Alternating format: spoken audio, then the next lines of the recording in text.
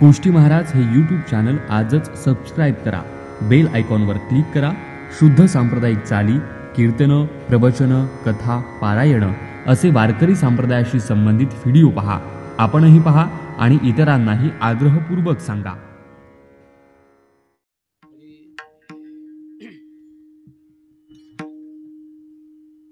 जय जय राम कृष्ण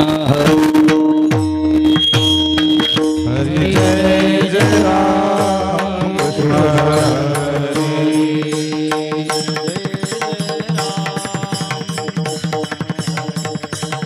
हरी जय जय राम कृष्ण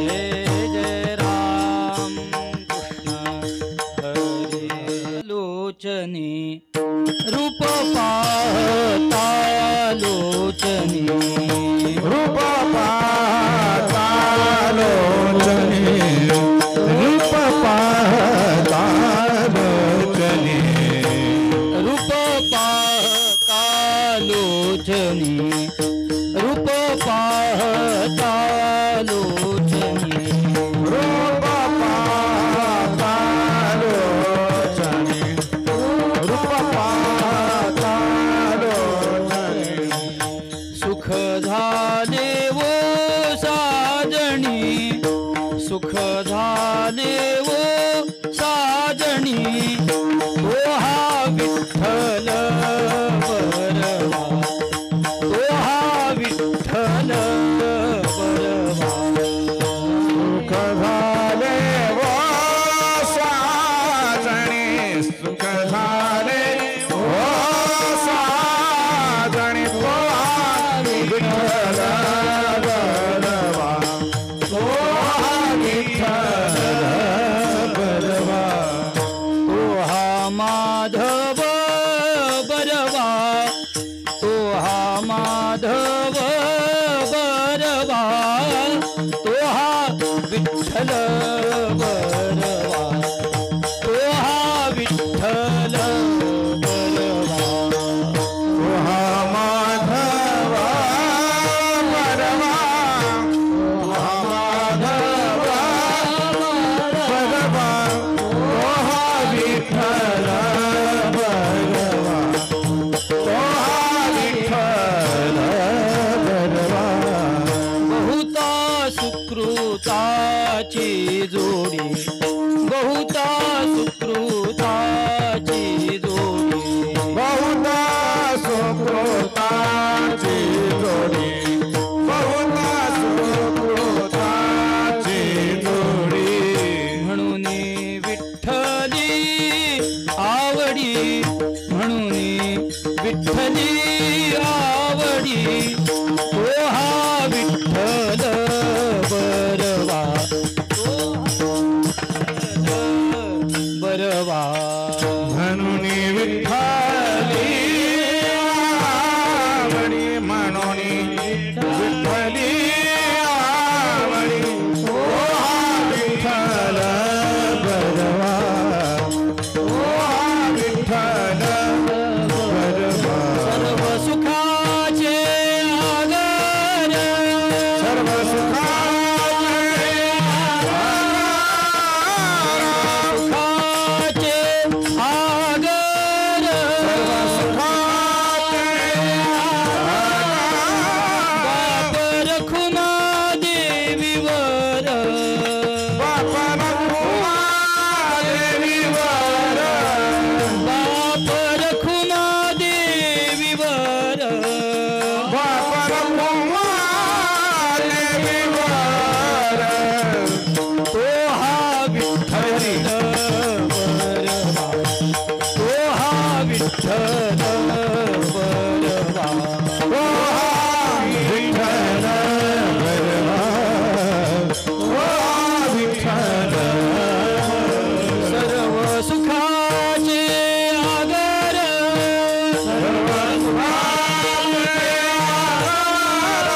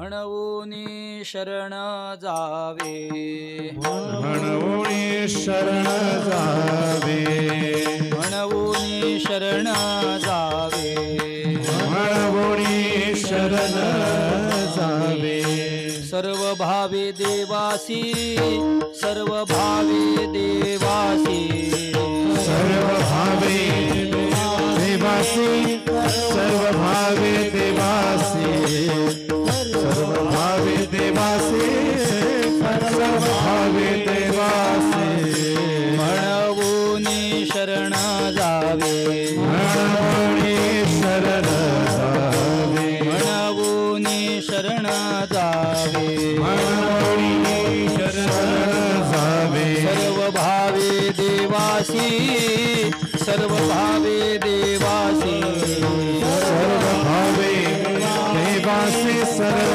भावे देवासी सर्व भावे देवासी सर्व भावे देवासी तो हा उतरील पार तो हा उतरील पार हा उतरील पार तो हा उतरील पार भवदुस्तर नदीचा भवदुस्तर नदीचा भवदुस्तर नदीचा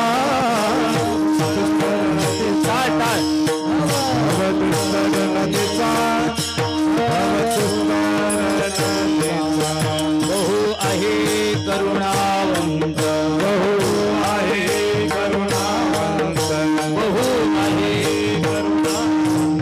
बहु आहे करुणावंत हे नाम जा अनंत हे नाम जा अनंत हे नामका अनंत हे नामका अनंत हे नामका अनंत हे नामका तो हा उतरील पार तो हा उतरील पार उतरील पार भवदुस्तर नदीचा भवदुस्तर नदीचा भवदुस्तर नदीचा भवदुस्तर नदीचा भवदुस्तर नदीचा का म्हणे साक्षी आले का म्हणे साक्षी आले का म्हणे साक्षी आले का म्हणे साक्षी आले ते हे केले प्रगट ते हे केले प्रगट ते गेले प्रगट ते गेले प्रगट ते गेले प्रगट ते गेले प्रगट का म्हणे साक्षी आले का म्हणे साक्षी आले का म्हणे साक्षी आले ते हे केले प्रगट ते हे केले प्रगट ते गेले प्रगट ते गेले प्रगट ते गेले प्रगट ते गेले प्रगट तो हा उतरील पार हा उतरील पार भवदुस्तर नदीचा भवदुस्तर नदीचा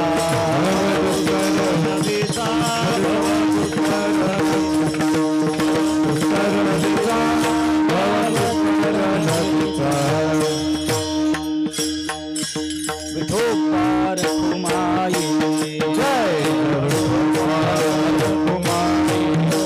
विठोबार कुमाई विठोबार कुमाई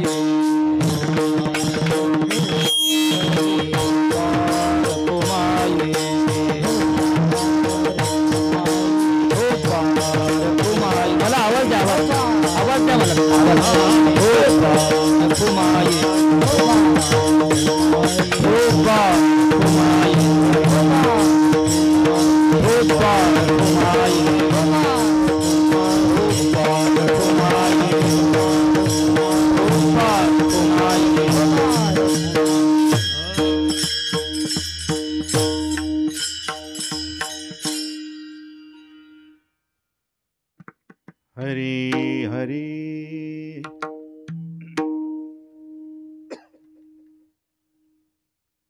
आ म्हणबुनी शरण जावे म्हणबुनी शरण जावे म्हणबुनी शरण जावे म्हणबुनी शरण जावे म्हणबुनी म्हणबुनी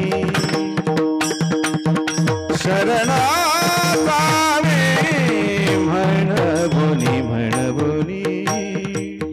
शरण जावे म्हणबुनी शरण जावे म्हणबुनी शरण जावे म्हणबुनी सर्व भाव देवासी सर्व भाव देवासी तोहा उतरिला पार तोहा उतरिला पार सर्व भावे देवासी सर्व भावे देवासी तोहा उतरिला पार तोहा उतरिला पार भवदुस्तर नदीचा भवदुस्तर नदीचा भवदुस्तर नदीचा भवदुस्तर नदीचा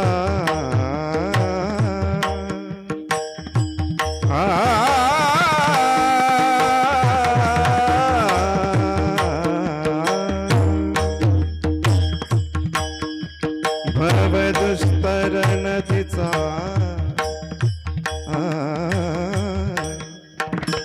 नदीचा भवदुस्तर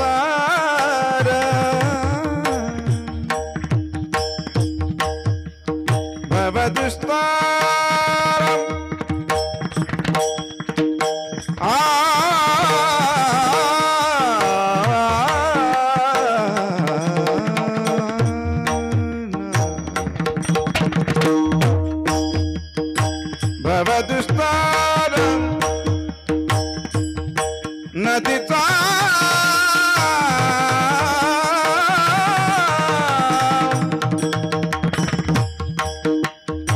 भवदुस्तर नदीचा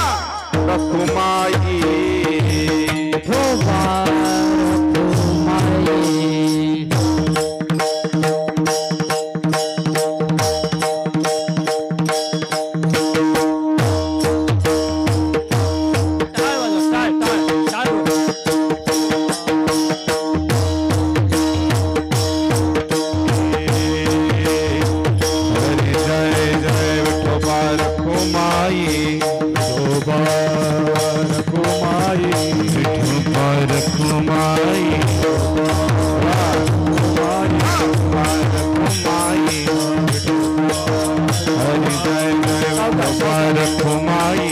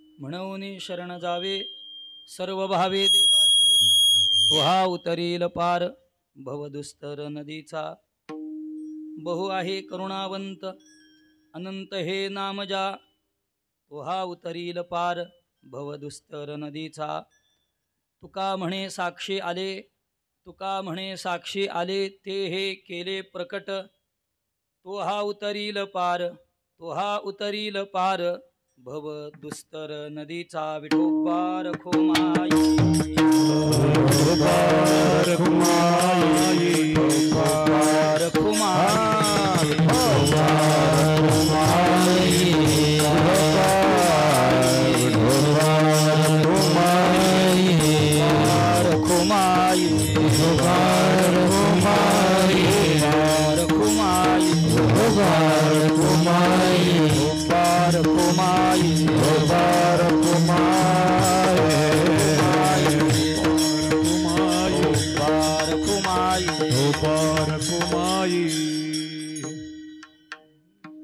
म्हणून शरण जावे सर्व भावे देवासी तुहा उतरील पार भवदुस्तर नदीचा। सेवेसाठी घेतलेला हा अभंग हा जगद्गुरु महानामधारक श्री तुकाराम महाराज यांचा असून 4 चरणांचा आहे आणि या अभंगामधून जगद्गुरु श्री तुकाराम महाराजांनी आपल्याला उपदेश केलेला आहे की आपल्या जीवनामध्ये आपण त्या सर्वज्ञ आणि सर्वशक्तिमान स्वरूप असणारा जो परमेश्वर आहे त्याला आपण शरण गेलं पाहिजे आणि शरण गेल्याचा परिणाम काय होईल याचं उत्तरही जगद्गुरु श्री तुकाराम महाराजांनी दिलेलं आहे।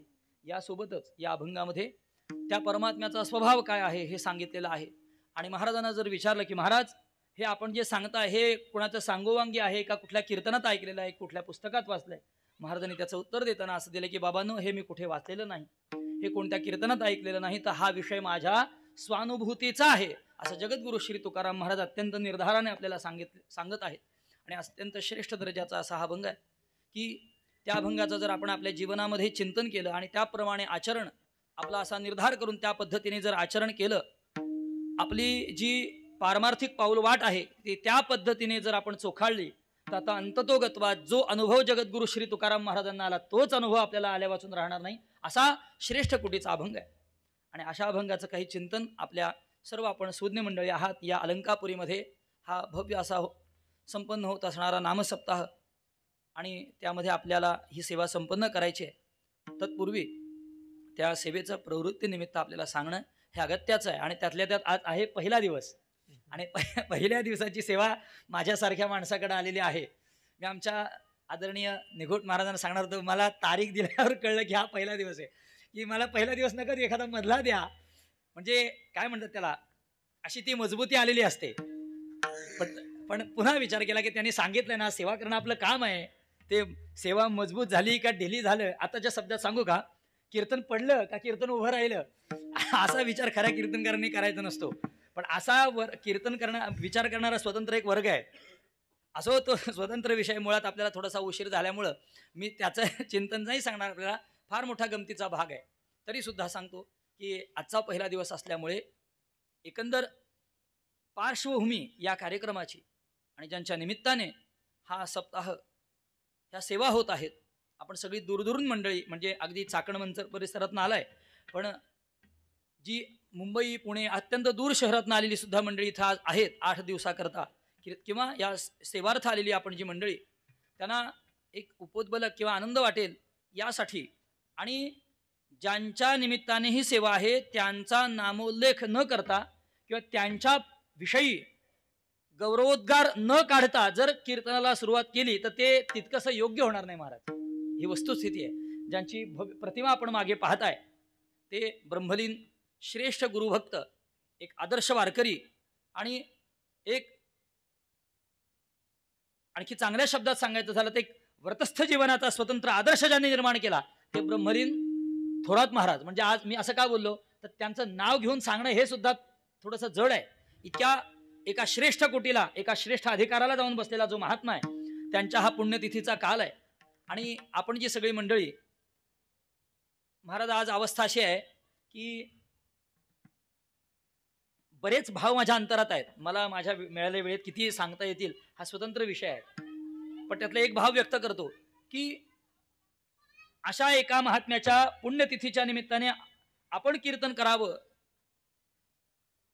इतका माझा वैयक्तिक अधिकार नाही, हे मी प्रामाणिकपणे सांगतो. आपल्याला परंपरेचा विचार केला तर नक्की अधिकार आहे, पण वैयक्तिक शब्द मी वापरला तर माझा अधिकार नाहीये. मग ही माझ्यापर्यंत सेवा का आली ते अगोदर सांगतो, नंतर मी विसरून जाईन बोलताना.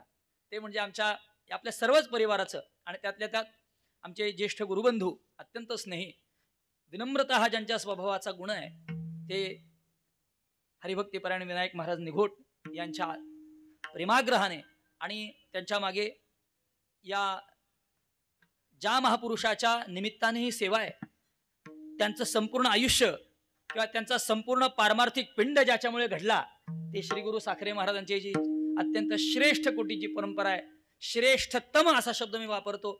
आणि त्या परंपरेतील विद्यमान आपल्या, मला असं वाटतं की ब्रह्मलीन थोरात महाराज, ब्रह्मलीन भाऊसाहेब, ब्रह्मलीन हे गेल्यानंतर अत्यंत कमी वयात ज्यांच्या म्हणजे महाराज विद्यमान असतानाच ज्यांच्या खांद्यावर ही जबाबदारी पडली ते आमचे जे गुरुस्थानी असलेले किंबहुना गुरुवर्य श्री गुरु डॉक्टर मोठे मालक, आदरणीय मोठे मालक यांच्या आज्ञेने माझ्यापर्यंत ही सेवा आली.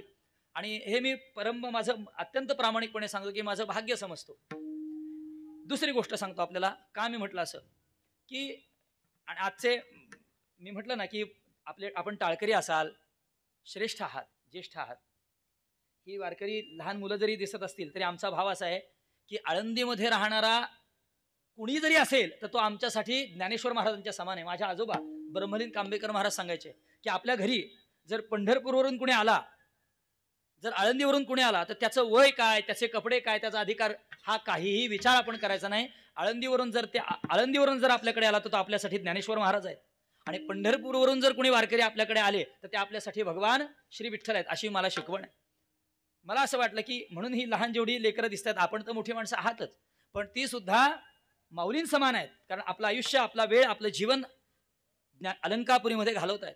तर मला वाटलेली गोष्ट मी आपल्याला सांगतो, नंतर पुढचा विषय सांगतो की अलंकापुरी सारख्या ठिकाणी इथे ही विद्वानांची नगरी आहे महाराज, साधकांची नगरी आहे. इथे रोज वेदांताचं चिंतन चालतं. ज्ञानेश्वरी मुखोद्गत असलेले महात्मे आहेत, तुकाराम गाथा मुखोद्गत असलेली मंडळी इथे आहेत. मग असं असताना आपल्याला काय इथं बोलावलं? त्याचंच उत्तर असं, हे परंपरेचं वैभव आहे की आळंदी सारख्या अलंकापुरी सारख्या ठिकाणी भक्तांची काही कमी आहे का हो? कीर्तनकारांची काही कमी आहे का? मग का बोलवलं? त्याचं कारण आहे. त्याचं कारणच असं आहे की एरवी एक काळ असा होता, आमच्याकडे म्हणतात महाराज की देशावरून वक्ते कोकणात जायचे ज्ञानदान करण्याकरता. पण माझे आजोबा म्हणजे ब्रह्मलीन सद्गुरू कांबेकर महाराज एक असा हिमालयासारखा उत्तुंग व्यक्तित्व संपन्न महात्मा होऊन गेला की ज्यांनी कोकणापेक्षा देशावरच शिष्य समुदाय जास्त घडवला. अगदी आपल्या चाकण मंचर परिसर, राजगुरुनगर पूर्ण आणि इकडे कर्नाटक आंध्रापर्यंत, की ज्या म्हणजे देशावरून महात्म्यांनी कोकणात कीर्तन करायला यावं यात नवल नाही, तर कोकणातला एखादा महात्मा असा घडावा की ज्याला संपूर्ण हयात देशावर घालवायला लागावी, असा एक महात्मा तयार झाला. आणि ब्रह्मीभूत गुरुजी म्हणजे रंगनाथ महाराज परभणीकर यांचा कृपाशीर्वाद बोध त्यांना होता. त्याचा परिणाम त्यांच्या जीवनात असा घडला की समाजामध्ये कोकणापासून संपूर्ण महाराष्ट्र सुदूरपर्यंत आमूलाग्र जीवन परिवर्तन ज्या महात्म्यांनी समाजामध्ये करून टाकलं, असा एक महात्मा. आणि त्यांची परंपरा म्हणजे विद्यावंशाच्या दृष्टीनेही आणि मलवंशाच्या दृष्टीने सुद्धा माझ्यापर्यंत आली, म्हणून इथपर्यंत येणं आहे महाराज, बाकी काहीच नाहीये. हा एक भाग. आणि दुसरी गोष्ट अशी, आजच्या या संपूर्ण मला एक येताना आनंद आहे. आमच्या मित्रानं म्हटलं, यद्यपि येतानाची संख्या मोठी पाहिजे होती, पण काय जसे आपण उत्तराखंडात गेला होता तुम्ही यात्रेला, तसं आम्ही सुद्धा तुमच्या नंतर गेलो आणि 20-20 दिवस मुलांनी सुट्ट्या काढल्यामुळे आता सुट्ट्या कोणाला मिळत नाहीत.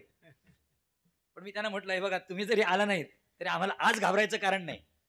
सांगू का गंमत तुम्हाला?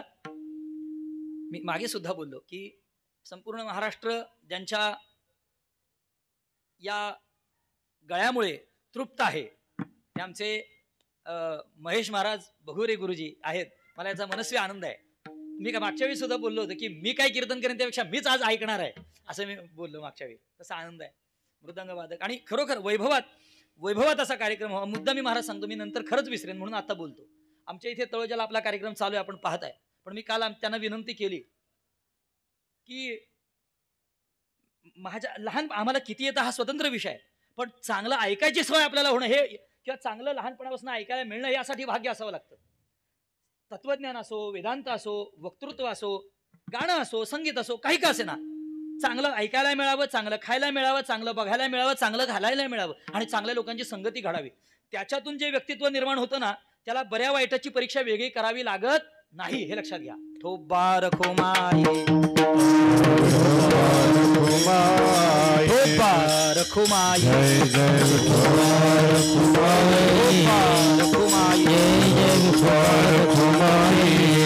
मी सांगितलं याच्या करता की तिथे सुद्धा आता ते कीर्तन सुरू असताना पूर्वा पूज्य श्री शेखर महाराजांचं होतं, त्याच्यानंतर श्री गुरु देगलूरकर महाराजांचं कीर्तन सुरू होतं. पण त्या लोकांनी एवढं सुंदर सगळं असताना मध्ये चाली ज्या म्हटल्या ते असं बोलणं बरोबर, पण वारकरी पद्धतीचा आम्हाला जो आनंद तो मिळू द्या ना. आम्ही जाऊन तक्रार केली. मी एक नवीन चांगली शास्त्रीय संगीताचा त्याला बाज असावा, सांगीतिक, पण संगीताची चाल असावी, नवीन असावी, जुनी असावी हा प्रश्न नाही. ती चाल ऐकल्यानंतर अंतरामध्ये सात्विक आनंदाचा जो आविर्भाव आहे, जो निर्माण आहे, तो झाला पाहिजे महाराज. हे लोक आता करीत नाहीत, हे दुर्दैव फार. आणि जर त्या आपण बघा महाराज, जर वारकरी चाले म्हटला तर कुठून तरी ते वारकरी चाल म्हणता म्हणता बाजूला गेल्यापासून राहत नाही, अशी सुद्धा गंमत घडते. का तर शुद्ध वारकरी चाल ज्या पद्धतीची चाल आहे, जशी ती बसवलेली आहे किंवा घोटलेली आहे, त्या पद्धतीने म्हणण्याचा सराव नसल्याचा परिणाम ते कुठेतरी म्हणता म्हणता बाजूला गेल्या वाचून राहत नाहीत. मी आमच्या मित्रांना म्हटलं, आज तुम्ही जरी आला नाही तरी चालत नाही, आज काय फरक पडणार आहे, आज आमची तर मजबूत साथसंगती आहे, असा तो आनंद आहे महाराज. एक दुसरी ही गोष्ट आहे. आणि सगळ्यात महत्वाची गोष्ट अशी, हे सांगता सांगता की ज्यांच्या पुण्यस्मरणानिमित्त आपण हे सगळं करताय, ही एक अलौकिक जीवनयात्रा ज्यांनी सफल केलेली आहे, असं अलौकिक व्यक्तित्व संपन्न असे ब्रह्मलीन, आम्ही अगदी त्यांना गुरुस्थानी म्हटलं तरी वावगं ठरणार नाही. ब्रह्मलीन थोरात महाराज म्हणजे मारुती महाराज थोरात हे. आणि महाराजांना मला आनंद वाटला की मधलं कीर्तन असो, शेवटचं असो वा पहिलं असो, पण पहिलं कीर्तन करण्यामध्ये सुद्धा अर्थ आहे. कारण हे मुहूर्ताचं कीर्तन आहे आपल्या भाषेत. आजचं कीर्तन हे मुहूर्ताचं आहे. का ते सांगतो आपल्याला? वैयक्तिक मागच्या वेळी सांगितलं, एक गोष्ट सांगतो ती, आणि नवीन एक गोष्ट सांगेन आपल्याला की आमच्या जीवनामध्ये या परंपरेचा लाभ झाल्यामुळे कांबेकर महाराज हे हयात असतानाच ब्रह्मलीन थोरात महाराज आमच्याकडे येत होते आणि मी सांगितलं आमच्या माडीवर वर तिथे आल्यानंतर आम्हाला आजोबांनी काही शिकवलेली स्तोत्र वगैरे ते म्हणायला सांगायचे. आणि कांबेकर महाराजांनी अत्यंत शुद्ध विष्णू सहस्रनामादी जी जी संथा आहे ती मला अत्यंत शुद्ध अशा स्वरूपामध्ये दिली होती. आणि त्याची परीक्षा आपल्या आश्रमात आल्यावर झालीच आहे. म्हणून म्हटलं की आमचं भाग्य आहे की महाराजांनी हे सगळं आमच्यापर्यंत दिलं. पण महाराज आल्यानंतर ज्यावेळी मारुती महाराज म्हणजे थोरात महाराज ज्यावेळी येत असत त्यावेळी ते समोर घेऊन सांगायचे, हे तुम्ही काय म्हटलंय शिकलाय ते मला म्हणायला सांगा, अमकं तमकं सगळं. मी त्यांच्या कीर्तनात मृदंग वाजवलाय महाराजांच्या, मला लक्षात आहे. किती वेळा महाराज आपल्या कांब्याला आले असतील काही गणितच नाही, अशी गंमत आहे. कारण गुरुवर्य महाराजांना ज्यावेळी यायला जमत नसे त्यावेळी ते बोट कुणाकडे दाखवायचे, महाराजांकडे. मग महाराजांना हक्काने घेऊन जायचो, अशी गोष्ट आहे. आणि मला आणखी असेल पण एक किमान आठवत आहे की कृष्णाष्टक नावाचं जे स्तोत्र आहे जगद्गुरु शंकराचार्यांचं, ते कृष्णाष्टक स्तोत्र मला ब्रह्मलीन थोरात महाराजांनी शिकवलेलं आहे, एवढं मला आठवतं. आणि गोविंदाष्टक म्हणजे ज्यावेळी त्याला त्यांच्या कीर्तनाला फेऱ्या व्हायच्या, आज 4 श्लोक उद्या 2 श्लोक असं करून करून त्यांनी ते अष्टक पूर्ण केलं होतं. मी ही स्मृती जीवन माझ्या अंतरामध्ये राहणार आहे, हे एक आनंदाचा भाग आहे. म्हणून ते आमच्यासाठी गुरु आहेत. आणि दुसरी गोष्ट अशी त्याच्यातलीच की शिस्तीचा जो परमार्थ आहे तो ते जगले, हे सगळ्यात मोठी गोष्ट आहे, सगळ्यात मोठी गोष्ट. महाराज आज आपण आता मी सांगितलं ना, आपल्याला सगळ्यांनी पुढे सरकून बसा. तुम्ही यत्किंचितही आवाज न करता जिथल्या तिथे पुढे सरकून बसलात. जर हेच कीर्तन अन्यत्र असतं आणि जर त्या लोकांना सांगितलं असतं पुढं सरकून बसा, तर त्यांनी पुढं सरकून बसता बसता एवढा कालवा केला असता का त्याला पारावर नाही. हे मी पाहिलेली गोष्ट सांगतो तुम्हाला. महाराज स्वतः थोरात महाराज जे अत्यंत शिस्तबद्ध जीवन जगले, म्हणजे व्यवहारातली सुद्धा शिस्त आणि परमार्थातली सुद्धा शिस्त. कीर्तनात कसं बसावं, कीर्तनात कसं उभं राहावं, कीर्तनकाराने कीर्तन कसं करावं. आणि कीर्तनकार कीर्तनावर उभं राहिल्यानंतर त्याला जर आमचे ते आम्ही पाहिलं आल्यानंतर जर कमी अधिक थेट सांगायचे की डोक्यावर पंखा नाही, तुमच्याकडे पैसे नाहीत का, मी देऊ का, असं महाराज म्हणायचे. असं बोलल्याबरोबर लगेच कमिटी एका क्षणात नाही पुढच्या वर्षी बरोबर जिथल्या तिथं होत असे. प्रत्येक गोष्ट व्यवस्थित, कपडे व्यवस्थित, उभं राहणं व्यवस्थित. जर कोणी त्यांच्या कीर्तनात जरा पाय वगैरे जर कोणी हलवले ते म्हणजे दांड्यावर करू नका, खाली दांड्यास मांडी घालून बसा. ते बरोबर पण आहे ना. त्याचं कारण काय आहे, अशी गंमत आहे. आता जसं आपण समजा लोकांना जमत नाही म्हणून खुर्चीत बसलाय, पण त्यांच्यासमोर ते चालत नसे. आणि हे बरोबर आहे महाराज, वैयक्तिक मी त्याचा अनुभव घेतलाय की कीर्तनाला गेल्यानंतर लोक कसे बसतात, कसे उठतात. शिस्तीचा फार अभाव आहे आपल्या परंपरेस. आपल्या संप्रदायात श्री गुरुवर्य महाराजांचं म्हणणं आहे, तेवढं मी सांगून लगेच पुढे जातो, की आपल्या संप्रदायाचं मत त्या मताला जगात कोणी खोडू शकत नाही. आपलं मत पूर्ण योग्य आहे, पण आपली मती योग्य नाही म्हटले अजून का. अजूनही आपल्या संप्रदायामध्ये शिस्तीचा काय आहे, अभाव आहे. जाऊ द्या, तो स्वतंत्र विषय. पण याचा विचार करणारे कीर्तनकार आपल्या परंपरेत आहेत, याचा आनंद आहे. आणि तो विचार झाला पाहिजे. नुसत्या पंक्ती जोडल्या, 10,000 लोकांचा सप्ताह केला, भरपूर 2,500 3,000 टाळकरी, आणि बाहेर गेल्यानंतर मंडपाच्या जर बाजूला बघितलं जर कचरा जर दिसला असेल, कोण कुठं थुंकतंय, कोण कुठं टाकतंय, त्याला किंमत नाही. लोकांनी आपण कार्यक्रमाला आल्यापासून घरी जाईपर्यंत ज्या ठिकाणी आम्ही सप्ताह केला ती जागा सुद्धा कुणी जरी बघितले तर त्याला त्याच्यामध्ये दोष देता येऊ नये, लक्षात घ्या. असा शिस्तीचा परमार्थ त्यांनी करायला शिकवला. ही सगळ्यात मोठी गोष्ट आहे. अनेक गोष्टी सांगता येतील. एक शेवटची गोष्ट सांगतो मी आता येताना आमची गाडीत ज्यावेळी चर्चा झाली माझ्या आईने मला सांगितली, आणि ही मोठी गोष्ट आहे, शिकण्यासारखी गोष्ट आहे, की माझे आजोबा म्हणजे कांबेकर महाराज यांना हरिभक्तीपरायण थोरात महाराज हे गुरुस्थानी मानत होते. कारण एकदा मी महाराज घरी आल्यानंतर एका कार्यक्रमाच्या निमित्ताने, म्हणजे ही गोष्ट मी मागच्या वर्षी सांगितली होती का मला आठवत नाही म्हणून मी सांगतो पुन्हा, की कांबेकर महाराज असे बसले होते आणि त्यांना महाराजांचा अधिकार माहित होता, थोरात महाराजांचा. आणि त्यांनी आग्रह केला किंवा अन्य कोणी तर बाजूला आग्रह केला की महाराज तुम्ही पण खुर्चीत बसा. महाराजांना आग्रह केला की तुम्ही खुर्चीत बसा. त्यांनी सांगितलं तुम्ही मला आग्रह करू नका खुर्चीत बसायला, कारण गुरूंसमोर खुर्चीत उच्चासनावर आपण बसायचं नाही अशा आम्हाला शिकवणे. म्हणजे कांबेकर महाराज ज्या खुर्चीत बसले होते त्याच्या बाजूला आदरणीय महाराज थोरात महाराज बसले नाहीत. यद्यपि ते अधिकाऱ्याने मोठेच आहेत. गुरुवर्य श्री साखरे महाराजांचे विद्यार्थी शिष्य म्हणून एक ब्रह्मचर्य ज्यांनी आपल्या जीवनात संपूर्ण सांभाळले, व्रतस्थ जीवन ज्यांनी जगलेलं आहे, त्यांचा अधिकार मोठाच आहे. पण महाराज बसले असताना ते म्हटले की कांबेकर महाराज म्हणजे माझ्यासाठी गुरुजींसारखे आहेत, त्यांच्यासमोर मी खुर्चीत बसणार नाही. ही किती मोठी गोष्ट आहे ही. आता जी आपली जेवढी लहान मुलं आहेत नाही आणि आपण सगळ्यांनी त्यांच्याकडून शिकण्यासारखी आहे. आपण त्यांच्याकडनं शिकण्यासारखी आहे की मोठा माणूस जर आपल्या समोर असेल तर आपण त्यावेळी खुर्ची, अगदी खरं सांगू का, कीर्तन केलं तरी बरोबर आहे ना. कीर्तन करून झाल्यानंतर महाराज लोकांना खुर्ची देतात ना बसायला. मी प्रयत्न करतो बरं का तसा, कारण अरे आपण कीर्तन केलं म्हणजे काय झालं, कीर्तन करतो ही मोठी गोष्ट आहे. पण कीर्तन केल्यानंतर आपल्या समोर जर कुणी अधिकार संपन्न आपल्याहून ज्येष्ठ हे जर खाली बसले असतील तर आपण जरी कीर्तन केलं तरी खुर्चीत नाही बसायचं, आपण खाली बसण्यातच मोठेपण आहे. पण हे सांगू का, हे कळण्याकरता त्याच्यापर्यंत परंपरा यावी लागते. जर परंपरा नसेल तर ते त्या कीर्तनकाराला कळणं हे दुरापास्त आहे, अवघड आहे. ठोबार खुमाई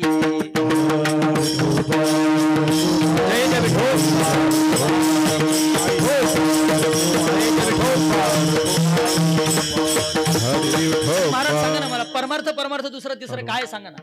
आयुष्यभर शिकत राहणं हाच परमार्थ आहे ना. कीर्तन म्हणजे काय, काहीतरी शिकत जायचंय, कीर्तनकाराने शिकायचंय आणि ऐकणाऱ्याने शिकायचंय.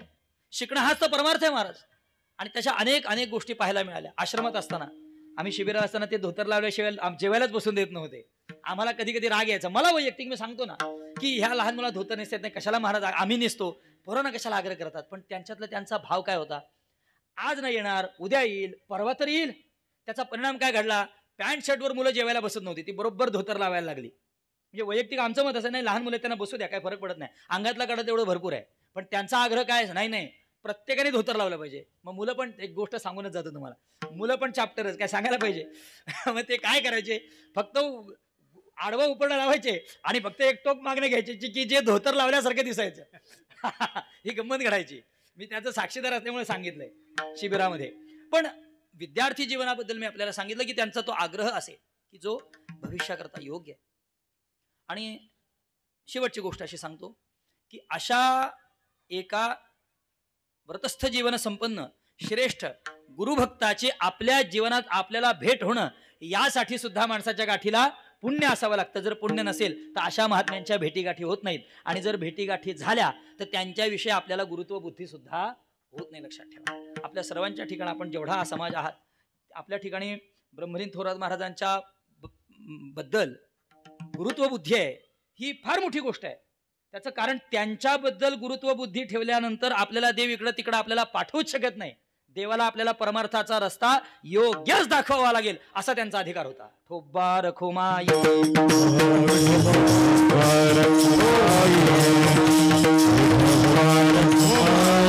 एक गोष्ट राहिली ती सांगतोच. मला माझा अभंग जसा महत्वाचा आहे, वेळ महत्वाची, तशी ती महत्वाची गोष्ट आहे. आपणही लक्षात ठेवा की आपल्याला असलेलं ज्ञान, आपल्याला असलेली विद्वत्ता, आपल्याला असलेल्या जाणीवा या एका बाजूला आहेत. आणि आपल्या समोर जर एखादा महात्मा असेल तर त्याचा आदर किंवा त्याचं अनुचरण करणं, त्याचं अनुकरण करणं ही स्वतंत्र गोष्ट आहे. काय घडली गोष्ट ती ऐका. एकदा महाराज कुठं जरी आमच्या कोकणात आले तरी जेवण मात्र आमच्या घरी होत असे. कारण त्यांना माहित होतं ते सगळे नियम हे आपल्या घरी पाळले जातात त्या पद्धतीने. आणि एका वेळी महाराज म्हणजे ब्रह्मलीन थोरात महाराज हे ज्यावेळी आमच्याकडे आले, तो एकादशीचा दिवस होता. आणि एकादशीचा दिवस असताना ते काय आपण आमच्याकडे घावण असेल वरीचं किंवा भगर, आणि त्याच्यावरती आमटी वगैरे जी शेंगणी बनवते ती बनवली ती महाराज. पण काय प्रांत बदलला का काय समजुती होती लोकांच्या काही सांगता येत नाही. पण एक जाता जाता कीर्तनात सांगतो. मी सांगितलं की ग्रंथातला नियमांचा विचार स्वतंत्र आहे. आणि श्रद्धापूर्वक किंवा अनभिज्ञ म्हणून जर एखादा माणूस जर एखादी साधना करीत असेल तर तो स्वतंत्र विषय आहे, त्याच्यात त्याला बाध येणार नाही, कारण तो नियम ठाऊक नसेल एखाद्याला. तर गंमत अशी घडली आमच्याकडे सुद्धा. जसा एक 20-20 किलोमीटरवर माणसांच्या समजुती बदलतात. मग एक म्हणतो एकादशीला हे खावं, एक म्हणतो एकादशीला ते खावं, स्वतंत्र विषय जाऊ द्या. पण आमच्याकडे त्या शेवग्याच्या शेंगा माहित असेल आपल्याला, बरोबर. अजूनही आमच्याकडे त्या आमटी म्हणजे जाहीर सांगतो, आता काय त्याला होत आहे जाऊ द्या, काय कोण चुकीचं म्हणू बरोबर म्हणू, ते पापपुण्य स्वतंत्र विषय आहे. तर त्या शेवग्याच्या शेंगा आमटीत वापरल्या जायच्या. आणि ज्यावेळी महाराजांना फराळ करायची वेळ आली तर फराळ करायची वेळ आल्यानंतर महाराजांनी पाहिलं त्या आमटीत शेवग्याच्या शेंगा. माझी आई होती, आईला विचारलं की या शेवग्याच्या, हा म्हणते आमच्याकडे घालतात, कांबेकर महाराज घालतात, कांबेकर महाराज सुद्धा त्या खातात. ते म्हटले एकच, ब्रह्मलीन थोरात ते म्हटले कांबेकर महाराज खातात ना, मग काय हरकत नाही, बसले फराळाला, चिंता नाही. मला तुम्हाला विचारायचं, त्यांना नियम माहित नसतील का हो? अर्थात ते, कारण ते भाजीत किंवा फळात त्याची गणना होत नाही वगैरे, स्वतंत्र विषय जाऊ द्या, कोण त्याला चुकीचं काय बरोबर आहे स्वतंत्र विषय. ते म्हणाले जर कांबेकर महाराज खातात ना, मग मला आता वेगळा विचार करण्याची गरज नाही, असा व्रतस्थ जीवनाचा माणूस म्हणू शकतो. लक्षात घ्या.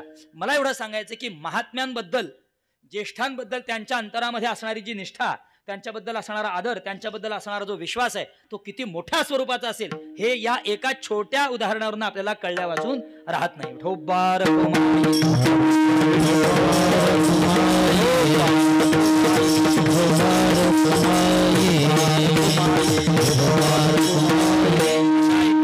श्रेष्ठ गुरुभक्ताचं यंदाचं कितवं पुण्यस्मरण आहे महाराज?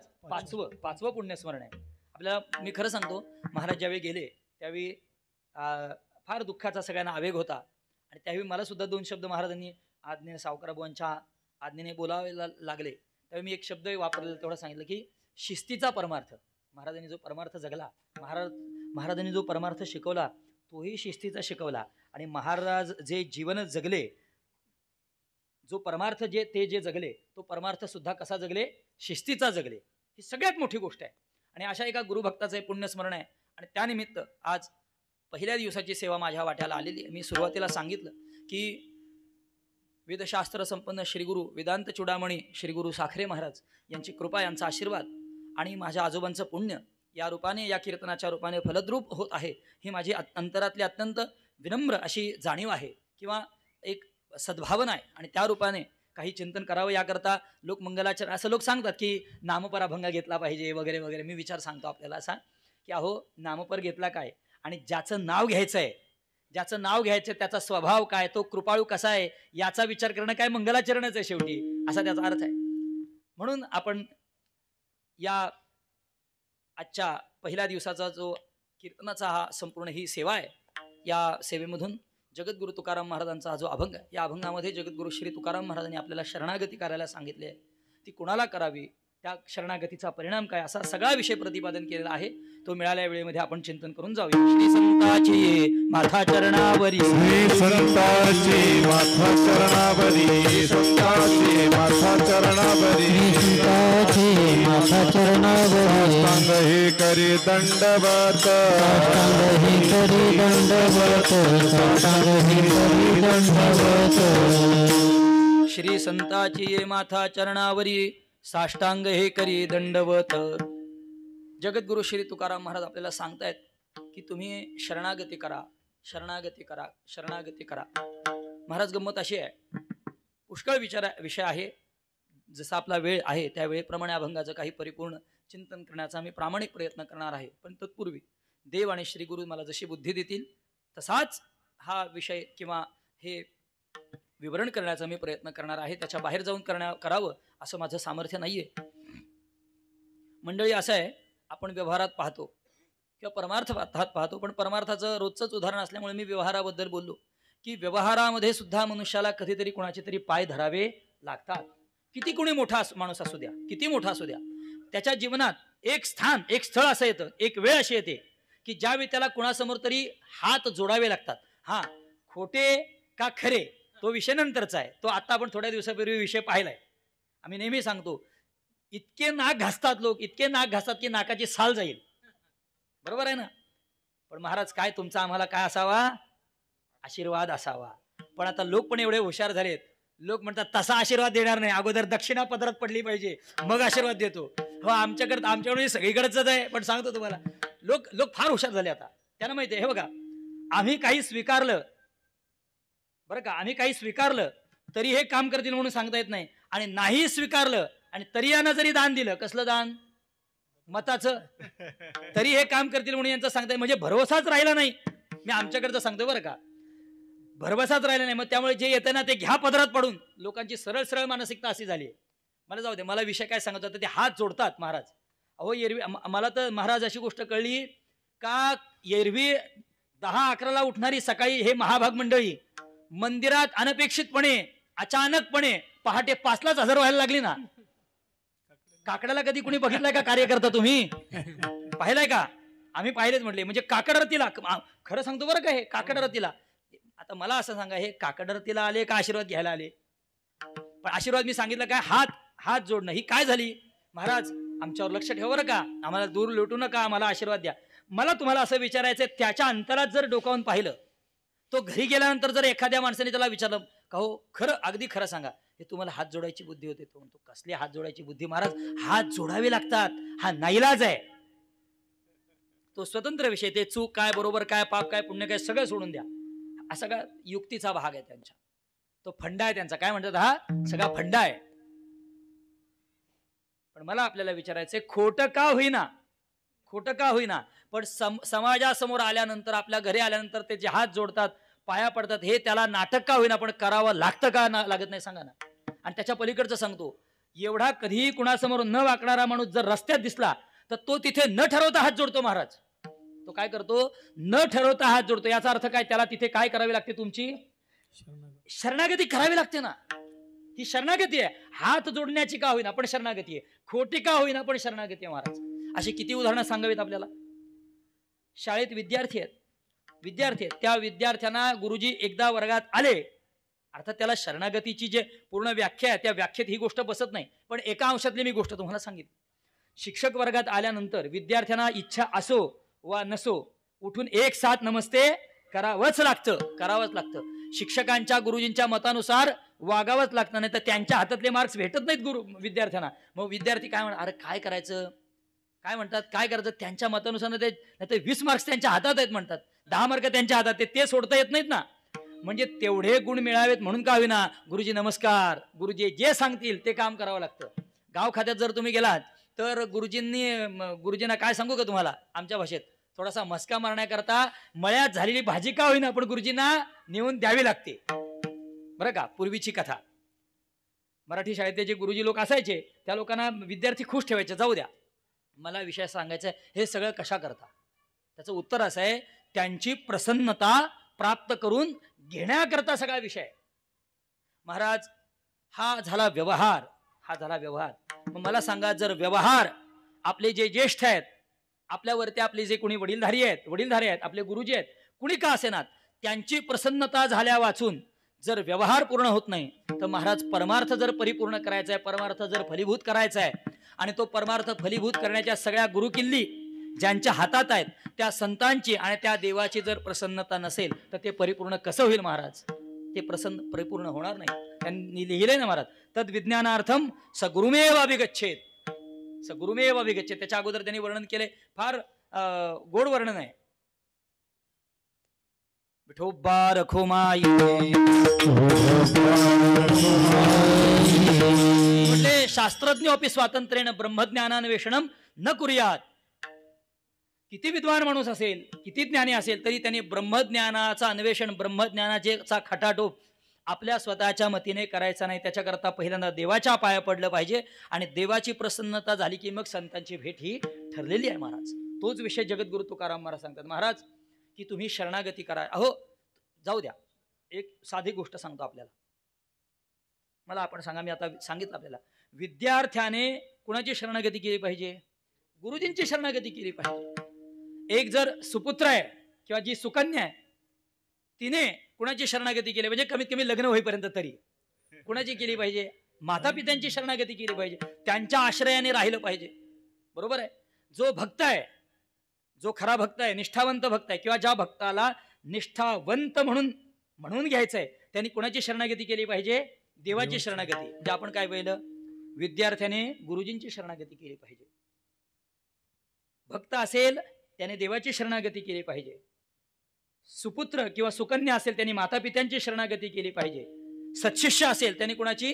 गुरूंची. श्रोत्रिय, ब्रह्मनिष्ठ आणि कृपाळू अशा अधिकार संपन्न सद्गुरूंची शरणागती केली पाहिजे. पती असेल त्यांनी कुणाची शरणागती केली पाहिजे? चुकलं का? बरोबर आहे. पतीने कुणाची शरणागती करायची ते मी सांगण्याची आवश्यकता नसावी. आता सांगू का तुम्हाला, मला म्हणायचं होतं पत्नी, पण माझ्या पण तोंडात चुकून आलं. मी जाणीवपूर्वक नाही बोललो बरं का, मी चुकून बोललो. आपण कोणाला मला लागून घेऊ नका. पण लोक करतात का नाही सांगा शरणागती? अहो ते म्हणतात तुम्हाला काय माहिती आहे बुवा, तुम्ही लाख कीर्तन, म्हणजे मी खरंच कीर्तन बोलतो. अरे आमचा मित्रवर्ग आहे, अरे तुम्ही काय एवढे नम्रतेने राहता, काय जेवायला मिळत नाही का? तो म्हणतो तुम्हाला काय माहिती आहे, तुम्ही कीर्तन वगैरे करता, आम्हाला घरी रट्टे पडतील त्याची वाट काय? तो शरणागती नाही केली तर खायला मिळणार नाही. मी एकदा कीर्तनात बोललो, अरे आपण तुम्ही असे कसे रे पुरुष? ते टाकतात की नाही महाराज ते स्टेटसला टाकतात. आता ते सांगणं अवघड आहे, कीर्तनात मर्यादा आहे आपली, की काय तुझ्या वाचून जीवन, तू म्हणजे काय? अरे म्हटलं काय तू पुरुष असं कसं लिहितो? तो म्हणतो महाराज तुम्हाला काय माहितीये? म्हटलं काय माहितीये? तो म्हणतो वाढदिवस असल्यावर असं लिहावं लागतं, आणि वाढदिवसाला जर का असं लिहिलं नाही तर पुढचे 6 महिने काय ठीक जात नाहीत, हे लिहावं लागतं. म्हटलं याला म्हणतात शरणागती. ठोबार खोमाई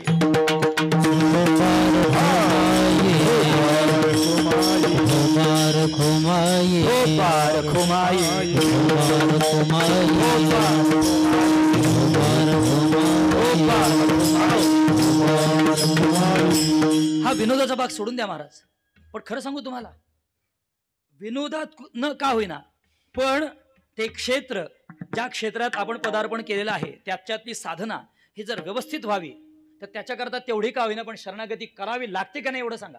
करावी लागते महाराज. हा परमार्थ आहे. परमार्थात सुद्धा शरणागती सांगितलेली आहे महाराज. ती शरणागती फक्त कोणाला करावी, कोणत्या स्वरूपाने करावी याची काही गणितं ठरलेली आहे. जगद्गुरु तुकाराम महाराज देवाचं संगसुख भोगलेले होते.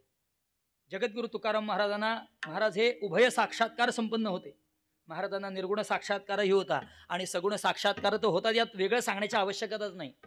तुम्ही आम्ही एकमेकाशी जसं बोलत नाही, अगदी एवढ्या विनम्रतेने, एवढ्या आर्जवपूर्णतेने देव जगद्गुरु तुकाराम महाराजांसोबत बोलत होते, त्यांच्यासोबत जेवत होते, त्यांच्यासोबत उठ बस करीत होते. हे लक्षात, अर्थात हे बोलणं येते त्यांच्या चरित्र दृष्टीने आहे. बोध दृष्टीने जर विचार करायचा ठरला तर हे वेगळं सांगण्याची आवश्यकता नाही. तुकिता तुलने ब्रह्मतुकासी आले, तुकिता तुलने तुकिता तुलने ब्रह्मतुकासी आले, तुकिता तुलने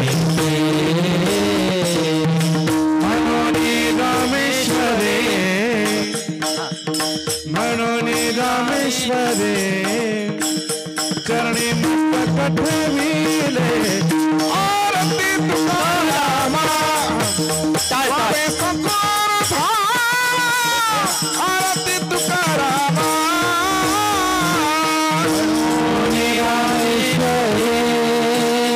चरणी मस्तक ठेविले, आरती तुकारामा स्वामी सद्गुरु धामा, आरती तुकारामा.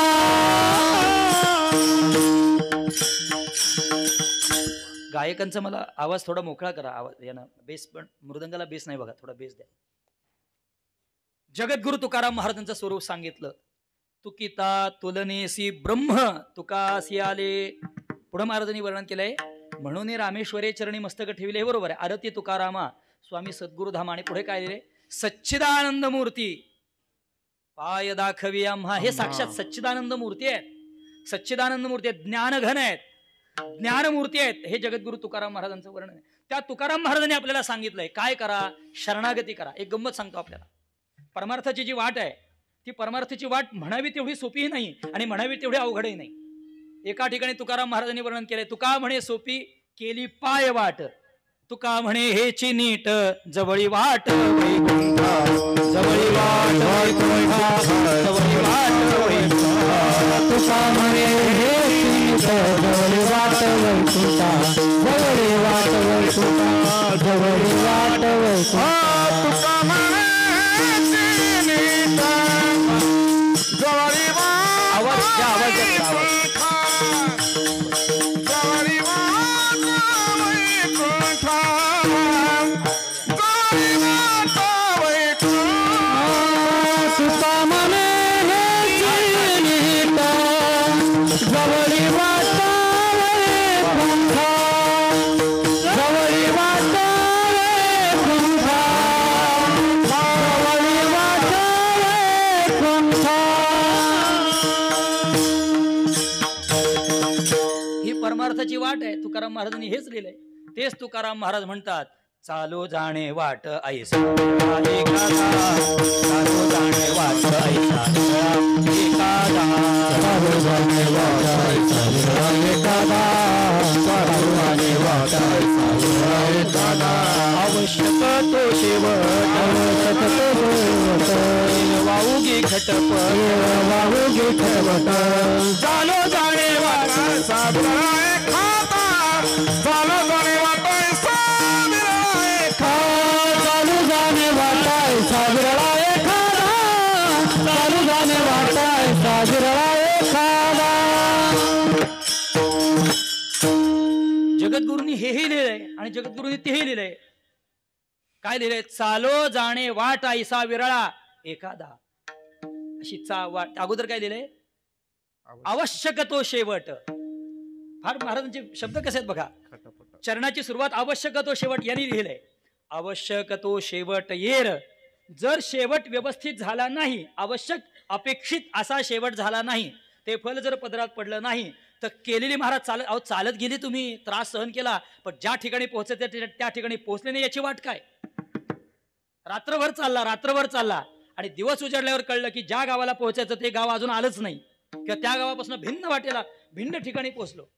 आता जे फार लोक लिहितात बघा, ते व्हॉट्सअपवर आली म्हणजे विद्यापीठच झालंय, ते म्हणतात, त्यांचा शब्द उर्दू शब्द मंजिल लोक लिहितात ना, ते काही बरंच का, आपले ते सांगण्याची मर्यादा आहे, पण ते म्हणतात असं लिहितात. पण त्या जास्त म्हणजे आपल्या शब्दात सांगायचं अंतिम गंतव्य, ज्या गंतव्याला जायचंय त्याची प्राप्ती झाली नाही, तिथे जर पोहोचलो नाही तर तुम्ही 2 दिवस चालला, 4 महिने चालला, त्याला चालण्याला किंमत उरत नाही. महाराज म्हणतात आवश्यक तो शेवट, आवश्यक शेवट आहे. पण असा तिथे कोण पोहोचतो? तो म्हणतात ऐसा विरळा एखादा, चालो जाणे वाट ऐसा विरळा एखादाच कुणी जाऊन पोहोचतो. मला आपण सांगा का हो, सगळे निघाले, जो त्या निश्चित अपेक्षित स्थानाला जाऊन पोहोचला तोही त्याच वाटेने गेला ना? हो. आणि बाकी जे गेले तेही त्याच वाटेने गेले ना? हो, त्याच वाटेने गेले. पण ते म्हणतात एखादा त्या स्थानाला जाऊन पोहोचला, बाकीच्यांची वाटेतच वाट लागली. तुधनी घेताचे शाना तुधनी शाना तुधनी शाना तुधनी तुका म्हणे सोपे आहे सर्वाहुनी, तुका म्हणे सोपे आहे तो येते शाना तुधनी घेतो येते, शहाणा तो धनी घेतो येते. तुका म्हणे सोपे आहे सर्वभूमी, शहाणा तो धनी घेतो येते, शहाणा तो धनी घेतो येते, शहाणा तो धनी घेतो येते. जगद्गुरु तुकाराम महाराज म्हणतात तो शहाणा आहे. कोण शहाणा? जो स्वतःला शहाणा म्हणतो तो नव्हे. ज्याला हे कळतं की ज्या वाटेने मी चाललोय ती वाट स्वयंबुद्धीच्या वाहिने तरता येणार नाही, कारण ती पायवाट नुसती नाही, ती भवसागरातली वाट आहे. हा विषय एका ठिकाणी वर्णन आहे वाटेचं, काही ठिकाणी वर्णन आहे भवनदीचं, भवसागराचं, आलायच विषय पुढे.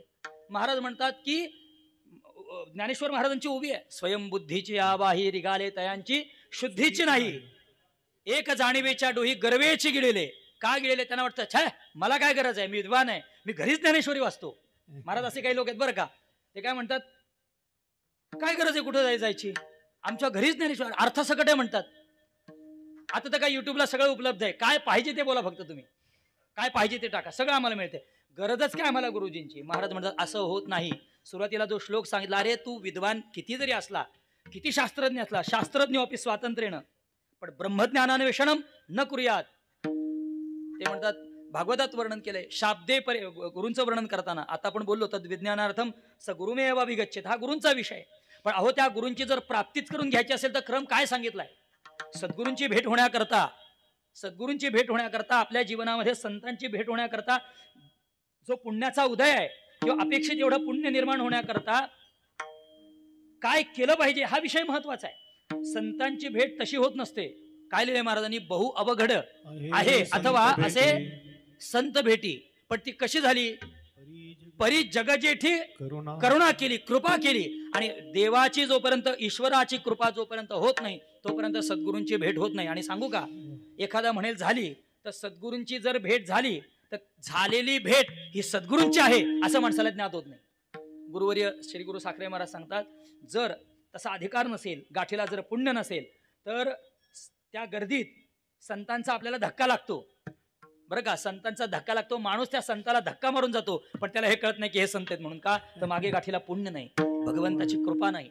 आणि अशा भगवंताची जर कृपा व्हावी असं वाटत असेल तर त्याकरता त्याची शरणागती केली पाहिजे. माझा विषय असा सुरू होता की स्वतःच्या बुद्धीने परमार्थ करून चालत नाही महाराज. आपण सांगितलं ना, जे अर्ध्या वाटेतच खपले, जे अर्ध्या वाटेतच गळाले, ज्यांचा परमार्थ तिथेच थांबला, तेही त्याच वाटेने गेले. आणि जो पहिला तीराला गेला तोही त्याच वाटेने गेला. मग असं का घडलं? त्याचं उत्तर त्यांनी दिलंय. तो कुणाला तरी अनुसरलाय, त्यांनी कुणाचा तरी अंगीकार केलाय, त्यांनी कुणाचे तरी चरण धरलेत, त्यांनी कुणाचे तरी हात धरलेत. लक्षात ठेवा, महाराजांनी लिहिले ना, धरितीच्या हाती हा संतांचा विषय आहे. धरितीच्या हाती संत कृपावंत पाळी पंढरीराव लळा त्यांचा. किंवा आणखी एक गोड प्रमाणे सांगतो आपल्याला की असा जर तो भगवंताला अनुसरला तर काय होतो, काय होत नाही, तो विष्णुदास या पदापर्यंत प्राप्त होतो. आणि असा जर विष्णुदास झाला तर काय होतं, अनुसरे तो अमर झाला.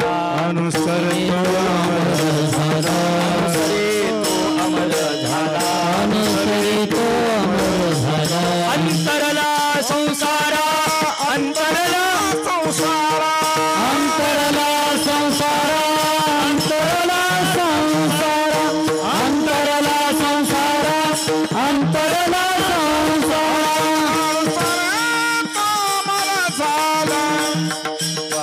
अंतरला संसारा. अंतरला संसारा.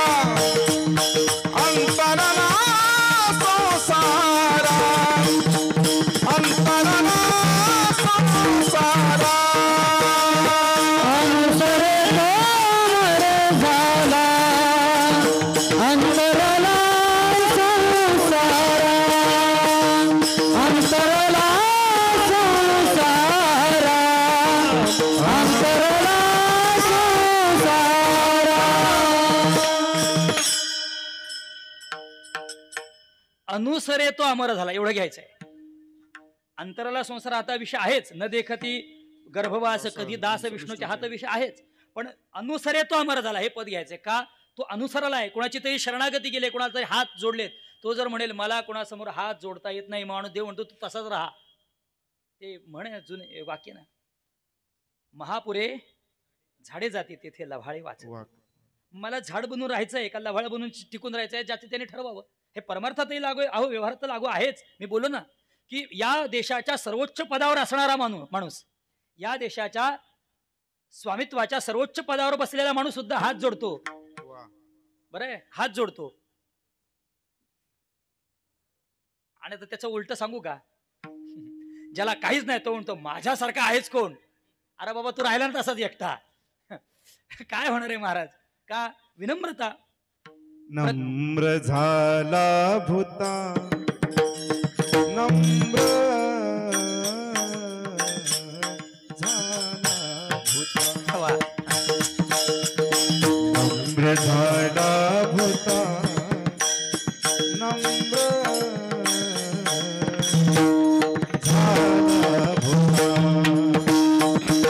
नम्र झाला भूता. नम्र झाला भूता. हरी हरी. नम्र झाला भूता. नम्र झाला भूता. तेने कोंडिले अनंता. तेने कोंडिले अनंता. तेने कोंडिले अनंता. तेने कोंडिले अनंता. शूरत्वाचे अंग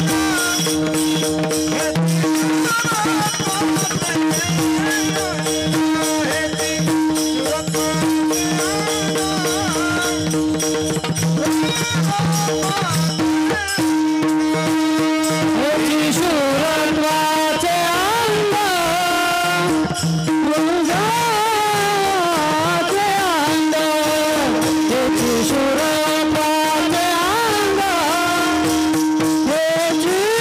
शूरत्वाचे अंग.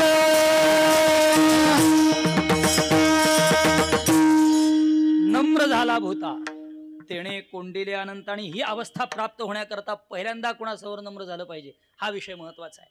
महाराज तुम्ही सांगितलं, किती उपदेश सांगावा.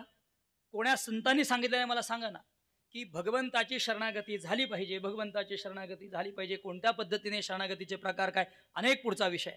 मूळ विषय मी आपल्याला सांगतो की का केलं पाहिजे. आत्ता सांगितल्याप्रमाणे जर जीवनामध्ये परमार्थ सिद्ध करायचा आहे, तत्वज्ञानाची प्राप्ती करायची आणि सरते शेवटी भगवंताची जर भेट घ्यायची तर त्याच्या चरणाला शरणागती केलीच पाहिजे.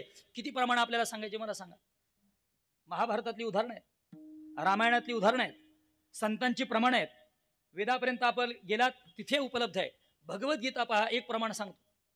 देवाने स्वतः सांगितलं, देवाचं हे अभिवचन आहे.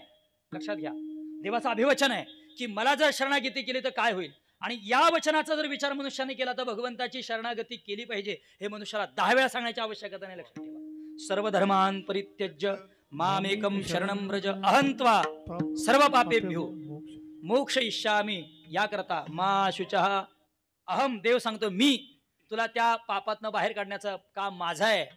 अहं त्वा सर्व पापेभ्यो मोक्षयिष्यामि, मुक्त करीन. मा शुचः, चिंता करू नकोस. कसा आहे, गोड वर्णन केलंय बरं का, शरणागतीचं गोड वर्णन केलंय. का सुवर्णमणी सोनिया कल्लोळ जैसे पाणिया, तैसा तू धनंजया शरण ये मज. किती वर्णन सांगा. कल्लोळ जैसे पाणिया, ते कल्लोळ पाण्याचे, कल्लोळ म्हणजे पाण्याच्या लाटा, पाण्याचे तरंग, तरंग फेन भ्रमबुद्बुद आदी तत्स्वरूपेण जलम. इतके एकरूप, तो आता विषय तो नाहीये, पण ते तरंग भ्रमबुद्बुद आदी तत्स्वरूपेण जलम, ते पाण्याशी एकरूप आहेत.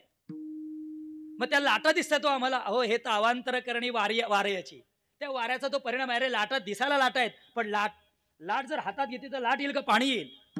पाणी येणार. म्हणजे पाण्याशी ते नित्य अभिन्न आहे, अभेद आहे. हा तर टोकाचा विषय, टोकाची शरणागती झाली. जाऊ द्या, इतक्यात ती सांगायची नव्हती, आला विषय. मला विषय सांगायचा आहे, कल्लोळ जैसे पाणी तैसा तू धनंजया शरण ये. या पद्धतीने मला शरण ये.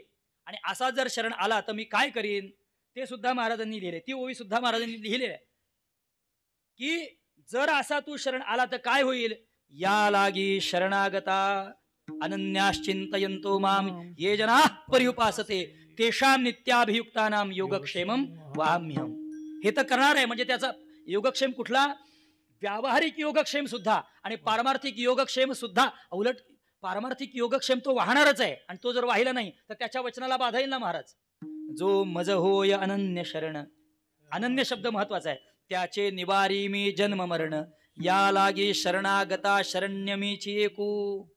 आता इथलं सांगू आपल्याला गंमत सांगतो आपल्याला.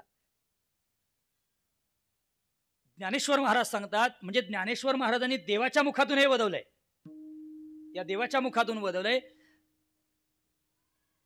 या लागी शरणागता, भगवंत सगळ्यांकरता शरण्य आहे. बरोबर आहे का चुकीचं आहे? देव सगळ्याकरता शरण्य आहे, सगळ्याकरता त्रैलोक्याकरता शरण्य आहे. पण तो शरण्य कुणाकरता अधिक योग्य आहे तर शरणागता. जर शरणागत नसेल तर शरण्याला काय किंमत आहे सांगा ना. शरणागत जर कुणी नसेल तर तो लाख शरण्य आहे. आई आहे, हो आई आहे, पण आईसाठी माझीही आई आहे हे जर ज्ञान पुत्राला नसेल, अशी बुद्धी जर पुत्राला नसेल तर तो रानोमाळ भटकत राहील. त्या आईला पाय धरायला जाणार नाही. आईचा प्रेम पाहणं कोणाला मिळतो, जे अजाण लेकरू आहे, जे अजाण लेकरू आहे त्याला आईचा प्रेम पाहणं मिळतो. मोठ्याला त्याचा उपयोग होत नाही.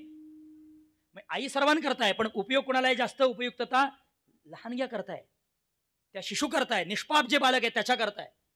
तसं भगवंत शरण्य सगळ्यांकरताच आहे, पण हा शरण्य आहे असं ज्याला कळतं तर त्यावेळी तो शरणागत होतो. म्हणून या लागी शरणागता शरण्य मीची एकू, अंतिम शरण्य भगवान आहे. आणखी प्रमाण सांगतो तुम्हाला का शरणागती केली पाहिजे, महाराज किती प्रमाण सांगावीत आणि त्याचा फायदा मी सांगणार आहे. एक नामदेव महाराजांचं प्रमाण आहे, गोड विषय. म्हणतात मी नुसता, अहो तुकाराम महाराज ज्या अर्थी तुम्हा आम्हाला शरणागती करा सांगतायत त्या अर्थी त्यांनी केलेली ना महाराज. पुढे विषय येणार आहे, केलेली आहे. नामदेव महाराजांनी विचारलं, नामदेव महाराजांनी फार गोड सांगितलंय. मी म्हणतात तशी शरणागती केली नाही. हरी ऐसा तू समर्थ ब्रह्मांडाचा धनी, ऐसा तू समर्थ ब्रह्मांडाचा धनी, ऐसा तू समर्थ ब्रह्मांडाचा धनी, ऐसा तू समर्थ ब्रह्मांडाचा धनी. धर्म हे कानोनी शरण आलो, शरण धर्म हे कानोनी शरण आलो, ऐसा तू समर्थ ऐसा तू समर्थ ब्रह्मांडाचा धनी. वर्म हे जाणून शरण आलो, वर्म हे जाणून शरण आलो, ऐसा तू समर्थ ब्रह्मांडाचा, ऐसा तू समर्थ ब्रह्मांडाचा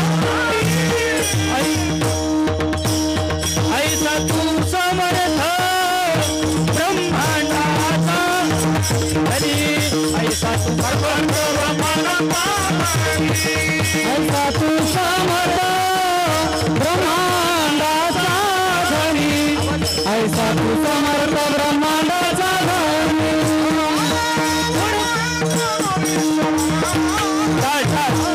कर्म हे जाणून शरणालो कर्म हे जाणून शरणालो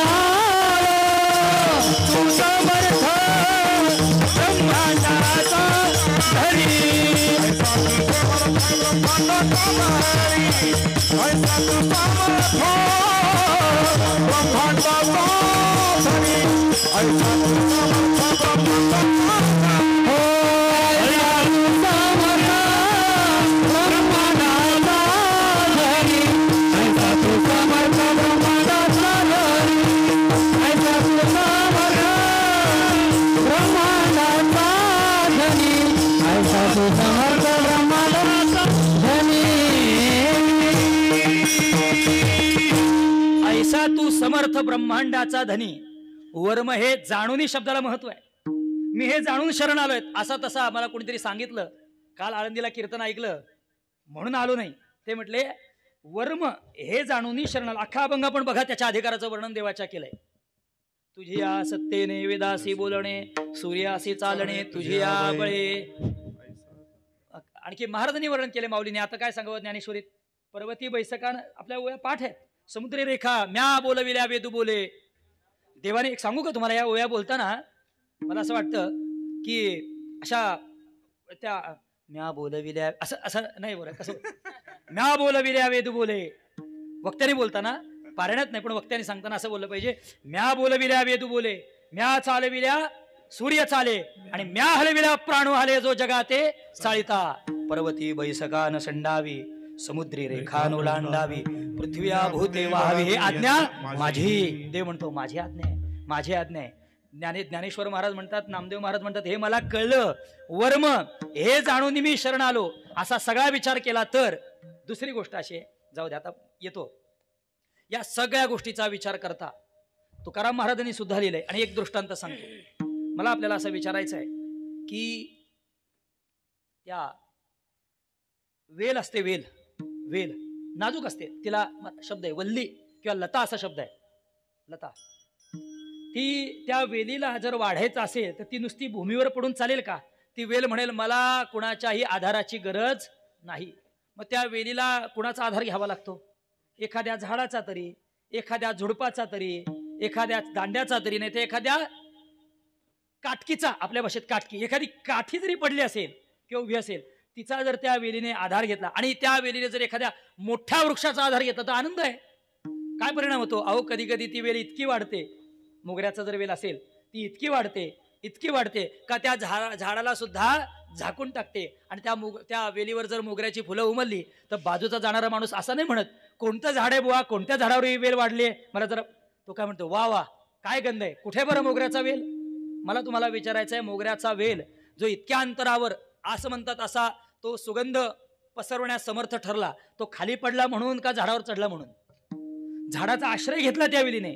त्या वेलीला जर गगन भरारी मारायची असेल तर तिला त्या झाडाचा आश्रय घेण्याची गरज आहे. जगद्गुरु तुकाराम महाराज म्हणतात एवढ्या सगळ्या गोष्टी जर तुमच्या ध्यानात येत असतील तर तुम्ही काय करा अभंगाचं पहिलं चरण. म्हणवणी शरण जावे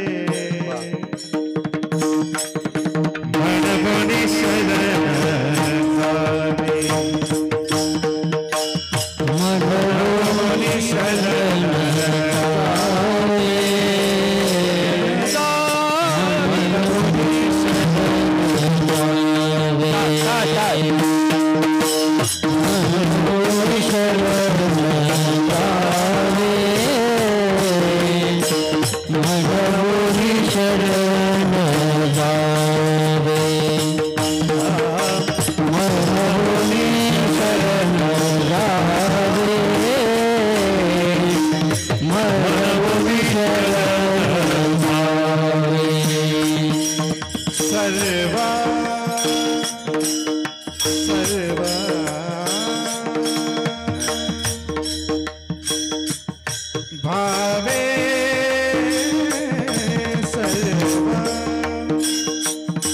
भावे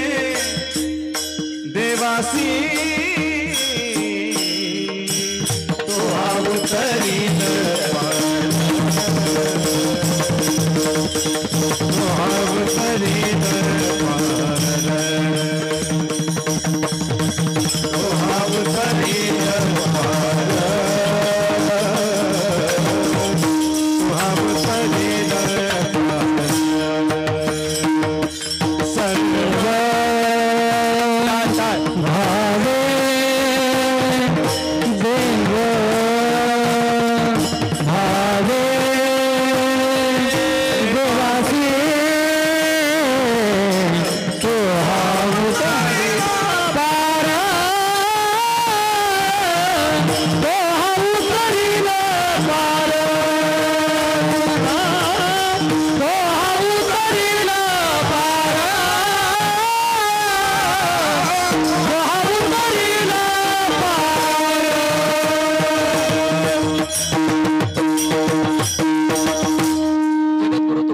सांगतात म्हणून शरण जावे.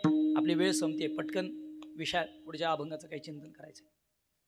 म्हणून हा जो शब्द आहे हे उभयान्वयी अव्यय व्याकरणाच्या दृष्टीने ते परिणामवाचक वगैरे विषय आहे त्याच्यामध्ये. का असा ज्यावेळी प्रश्न विचारला जातो त्याचं जे उत्तर होतं ते म्हणून येतं. तुम्ही या मंडपात का आलात?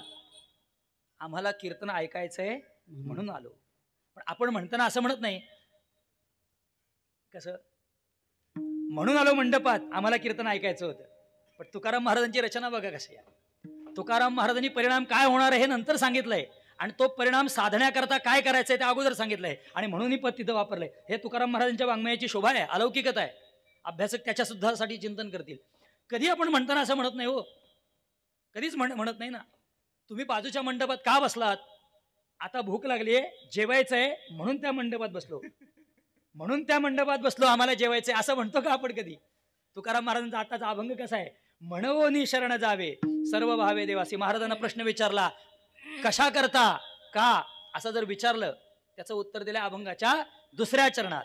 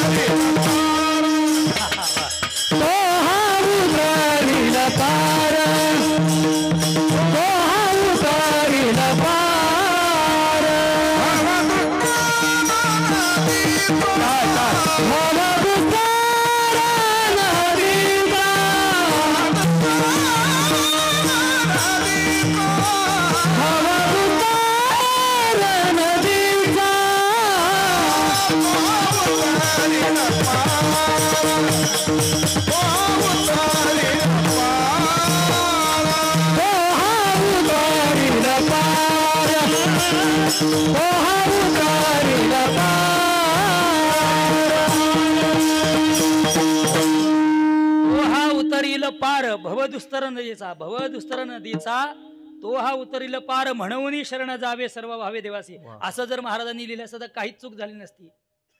एखादा म्हणेल पण सुपीक डोक्याचा की असं का लिहिलं नाही, तुला काय बाबा, ते तुकाराम महाराजांनी देव त्यात बोट घालणार नाही तर आपली काय, आपलं काय म्हणायचं काम नाही.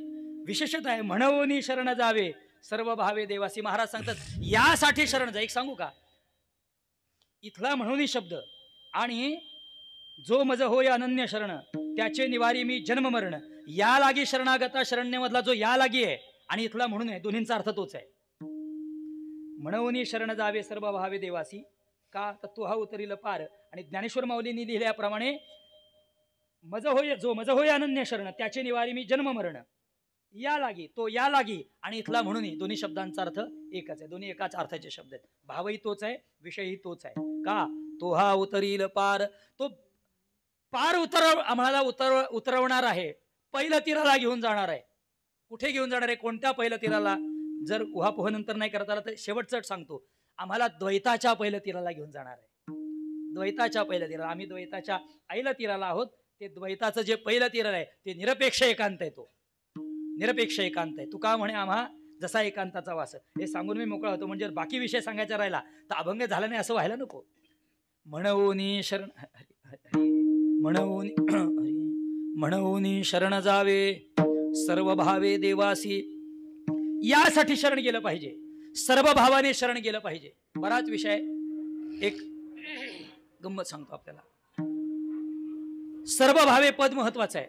हे बघा, मी मागे एकदा आपण सांगितलं, शरणागती ही देहाची क्रिया नाहीये, ही भौतिक क्रिया नाहीये. आता लोक म्हणतात ना, आता आपण काही वेळा पाहतो, अहो महाराज आले का, या या महाराज माऊली, काय हो आम्ही, अहो तुम्ही हात, अहो नाही हो आम्ही कसले तुमच्या पुढं. याला शरणागती म्हणत नाहीत. ते काय म्हणतं सांगू का, तुमचा आशीर्वाद फक्त असावा. म्हणजे म्हणजे बघायला काय झाली, म्हणायला काय झाली, अहो शरणागती, पाय धरले महाराज, पाय धरले, तुमच्या पुढे आम्ही नाहीच. मला तुम्हाला विचारायचं आहे, देहाने या सगळ्या क्रिया केल्या म्हणजे अंतरामध्ये विनय आहेच असं होतं का? अंतरात विनय आहेच असं म्हणता येईल का? शरणागती आता आपण लोक करतात, तासन तास देवाची पूजा करतात, लिहितात काय, संत चरण रजांकित, संत चरण असं लिहितात का नाही? मग जो संत चरणांचा रजांचा संत चरणांकित किंवा संत चरण रजांकित जो स्वतःला म्हणवतो त्याने देवाची काय केली, संतांची काय केली, शरणागती केली. पण खरोखर त्याच्या आचरणाचा जर भाग पाहिला तर त्याचं आचरण हे भगवंताची शरणागती केल्याप्रमाणे असतंच असं सांगता येईल का? असा दावा करता येईल का? म्हणजे काय, महाराज मुखाने म्हणणं वेगळं आहे, देहाने कृती करणं वेगळं आहे. पण मला आपल्याला सांगायचं की शरणागती ही देहाकडून होणारी कृती नाही, तर शरणागती ही एक वृत्ती आहे. मी भगवंता तुझा शरणागत आहे, हे अंतरातली एक उर्मी आहे, अंतरातली एक भावना आहे, ही वृत्ती आहे, लक्षात घ्या. आणि मग शरणागत झाल्यानंतरचे जे परिणाम आहेत ते मात्र दृश्य असतील, लक्षात घ्या. देवाचा शरणागत असणं ही दृश्य क्रिया नाहीये, डोळ्यांनी दिसणारी क्रिया नाही, ती भावना आहे, ती वृत्ती आहे. आणि त्याप्रमाणे जर अंतरामध्ये ती भावना जर पराकुटीला जाऊन पोहोचली, पराकुटीला, तर त्याला म्हणायचं सर्व भावे. मला हे सांगायचं. आणि असा सर्वभाव संपन्नतेने जर भगवंताची शरणागती केली, मग मात्र त्याच्या शरीराकडून होणाऱ्या ज्या क्रिया आहेत त्या मात्र लोकाला दिसल्या वाचून राहणार नाहीत. काही दिसतील, काही दिसणार नाहीत, कारण एकांतात असतील, लोकांतात असतील, स्वतंत्र भाग आहे. जाऊ द्या. मूळ विषय असा आहे की सर्वभाव, सर्वभाव म्हणजे काय? त्याचं उत्तर आहे जीवभाव, प्रेमभावे, मनोभावे. आणि खरं सांगू का, सर्वभाव या पदाचा आपण कुठेही खुलासा करा, व्याख्या बघा. सर्वभाव असा जर अशी जर पदयोजना जगद्गुरु तुकाराम महाराजांनी केली, तर आपण जर असं जर युक्तिवाद केला किंवा असा एक मानस व्यक्त केला की सर्वभाव या पदामध्ये आम्हाला वैरभाव घालायचे, तर मला आपल्याला विचारायचं आहे, तुम्ही आम्ही प्रेमभावाने शरणागती करावी, जीवाभावाने शरणागती, मनोभावे शरणागती करा. शरणागतीचे प्रकार आपल्याला माहित आहेत. आम्हाला आमच्या हनुमंतारांनी प्रश्न विचारला, तुम्ही कोण आहात, कोण आहात असं विचारलं, त्यांनी उत्तर दिलंय ना महाराज, काय, देहदृष्ट्या तुदासोहम, जीवदृष्ट्या त्वदंशकः आणि बोधदृष्ट्या त्वमेवाहम, त्वम एव अहम. तुम्ही आणि मी अभिन्न आहे, तुम्ही म्हणजे मी आणि मी म्हणजे तुम्ही आहे, हे हनुमंतारांनी आपल्याला सांगून ठेवलंय. पण मला सांगायचं की सर्वभाव या पदाचा खुलासा करायचा ठरलं तर आम्ही काय सांगणार? त्याचं उत्तर आहे प्रेमभावाने, जीवभावाने, मनोभावाने शरणागती केली पाहिजे. आम्ही आणखी सांगितलं वैरभावाने केलं तर, वैरभाव हा शब्द सर्वभावात बसणार नाही का? बसेल, बसेल. मग कोणी म्हणेल अहो मग काय देवाशी वैरभाव करता का? मला आपल्याला विचारायचं आहे की जर वैरभाव, सर्वभाव या पदाचा अर्थ करताना जेवढे भाव मागचे सांगितले त्याच्यामध्ये वैरभाव असा जर त्याचा अर्थ घेतला तर तो अर्थ चुकीचा ठरेल का? त्याचं उत्तर आहे ठरणार नाही. का ठरण्याने प्रमाण द्या. मला आपल्याला विचारायचंय, जेवढ्यांनी वैरभाव केला त्यांचं काय झालं? सोनंच झालं ना आयुष्याचं, सोनं झालं. कंसाचं काय झालं? सोनं झालं. रावणाचं काय झालं? पुतनेचं काय झालं? मला ही ज्यांची नावं घेतली, ही नावं अभंगात कुठेही वर्णन नाहीये. पण मला आपल्याला विचारायचं की जगद्गुरु तुकाराम महाराजांनी सर्वभाव ही जी पदयोजना केली, या सर्वभाव नावाच्या पदयोजनेमध्ये जर वैरभाव शब्द वापरला तर काय बिघडणार आहे? आणि हे मी नाही सांगत, तुकाराम महाराजांचं प्रमाण आहे. अहो निंदाच करायची तर त्याची करा, स्तुती करायची तर त्याची करा, आणि वैरभाव साधायचा तर लोकांबरोबर नका साधू. त्याचे जे भक्त आहेत त्याच्याबरोबर नका साधू. वैरच करायचंय तर अशाशी करा ना की ज्याचं वैर सुद्धा तुम्हाला मोक्ष देऊन जाईल. महाराज यापेक्षा मोठी काय कल्पना असली पाहिजे सांगा ना. म्हणजे सर्वभाव या पदाची जी व्याप्ती आहे ती किती मोठी आहे मला हे सांगायचं आहे. सर्वभाव पदाची व्याप्ती इतकी मोठी आहे की त्याच्यात तुमचा वैरभावही बसेल. पूतना मावशीचं जे स्तनपान देवाने केलं ते का केलं हो?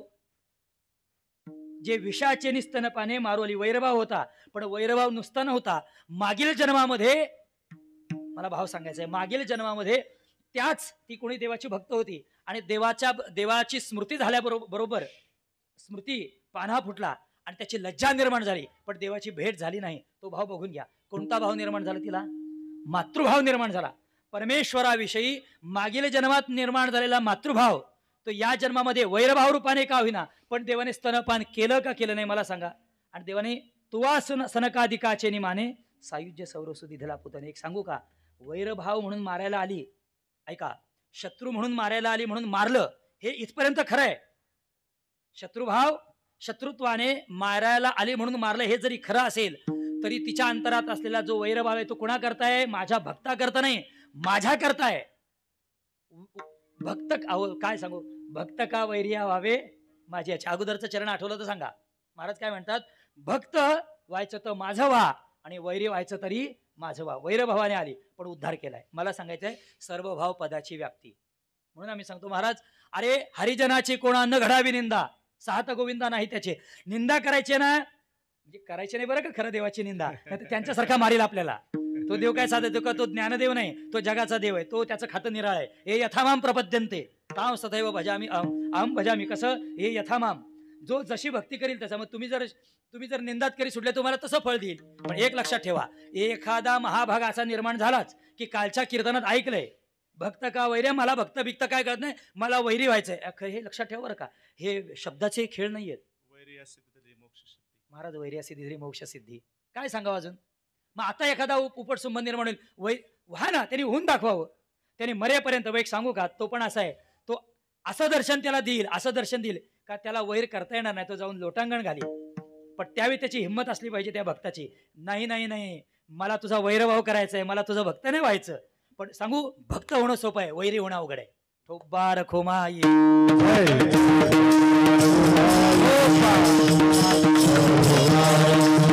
महाराज, अहो भक्त होण्याकरता अनेक दाखले आमच्या समोर आहेत. देवाची कृपा किती मोठी आहे, किती मोठी आहे, किती मोठी आहे. तुकाराम महाराज सांगतात अभंगाच्या 3ऱ्या चरणात, बहु आहे करुणावंत, बहु आहे करुणावंत, बहु आहे करुणावंत, करुणावंत, बहु आहे करुणावंत. बहिले नाम जानंत है, नाम जातो हवु तरिल पार, तो हवु तरिल पार. नाम जानंत है, नाम तो हवु तरिल पार, तो हवु तरिल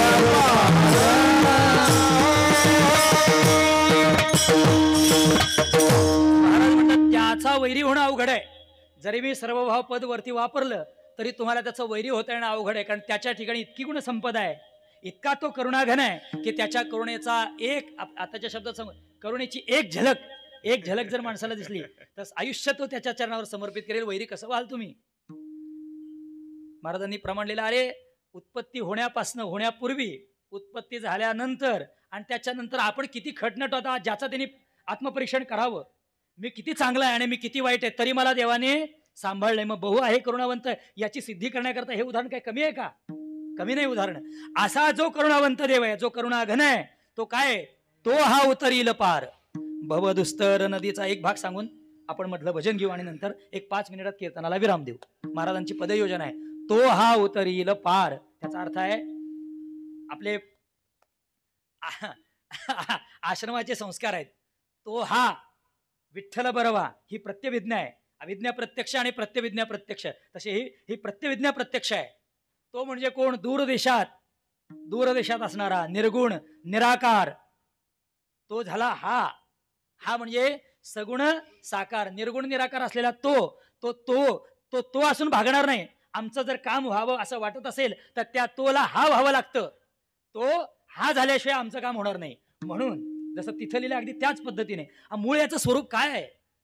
मूळ याचं स्वरूप आहे रंग नाही हरी रूप नाही नाही वर्ण छाया. काय महाराज, मला माझ्या लहानपणापासून माझा स्वर तसा उंचच आहे, पण मला काळीदांचा स्वर आवडत असल्यामुळे त्या मृदंगाचा आवाज, माझ्या आजोबांनी कांबेकर महाराजांनी कीर्तनं काळी 3 काळी 4 जुने रेकॉर्ड आहेत, काळी 5 पर्यंत कीर्तनं केलेत.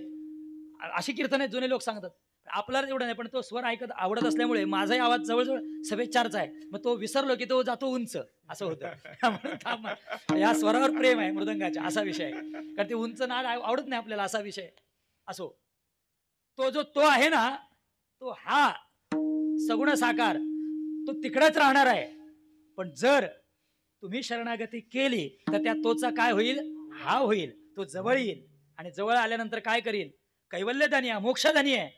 महाराजांनी लिहिलं ना, उभारोनी बाहे विठो पालवित आहे दासा मीच आहे. महायोग पीठे तटे भीमरथ्याम वरम पुंडरीकाय दातुम मुनींद्रैः समागत्य तिष्ठन्तमानंद कंदम परब्रह्मलिंगम भजे पांडुरंगम. पुढे लिहिले प्रमाणम भवाब्धे. मला हे सांगायचं होतं. प्रमाणम भवाब्धे रिदम मामकानाम नितंब कराभ्याम धृतो येन तस्मात. तुम्हाला किती आहे? या कटी एवढाच आहे. मग तो काय करील? अशी शरणागती केली तर काय करील? तो हा उतरील पार. त्याचा पार उतरविल. कसला? भव नदीचा. तो हा उतरील पार. भव नुसता नदीचा नाही, भव दुस्तर नदीचा. ही भव नदी कशी म्हणतात सांगू का?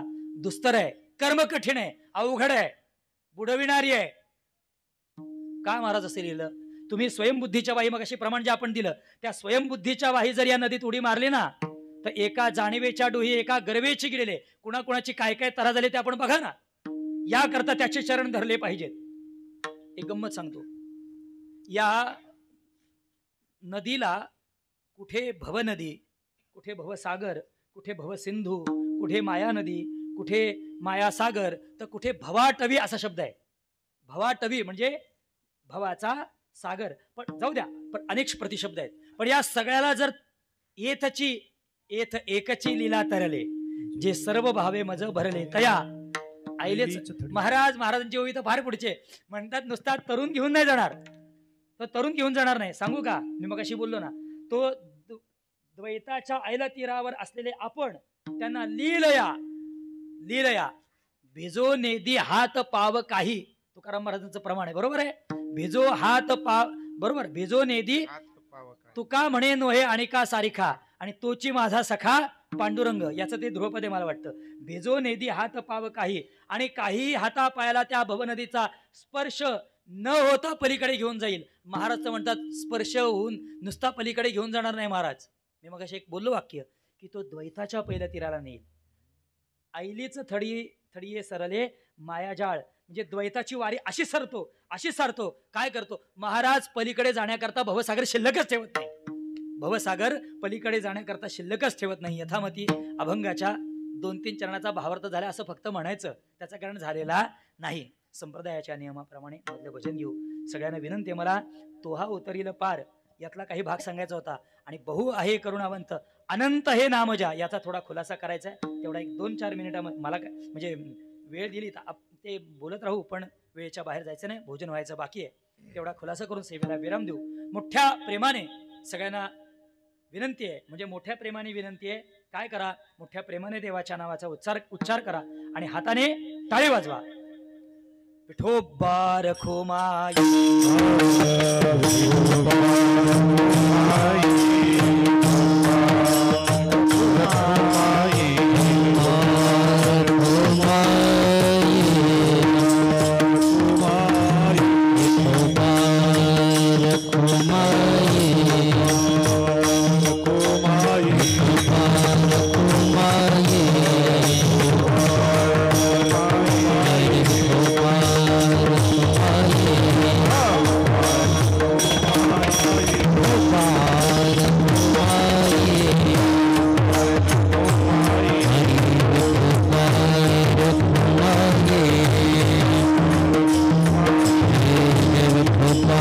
Kumaye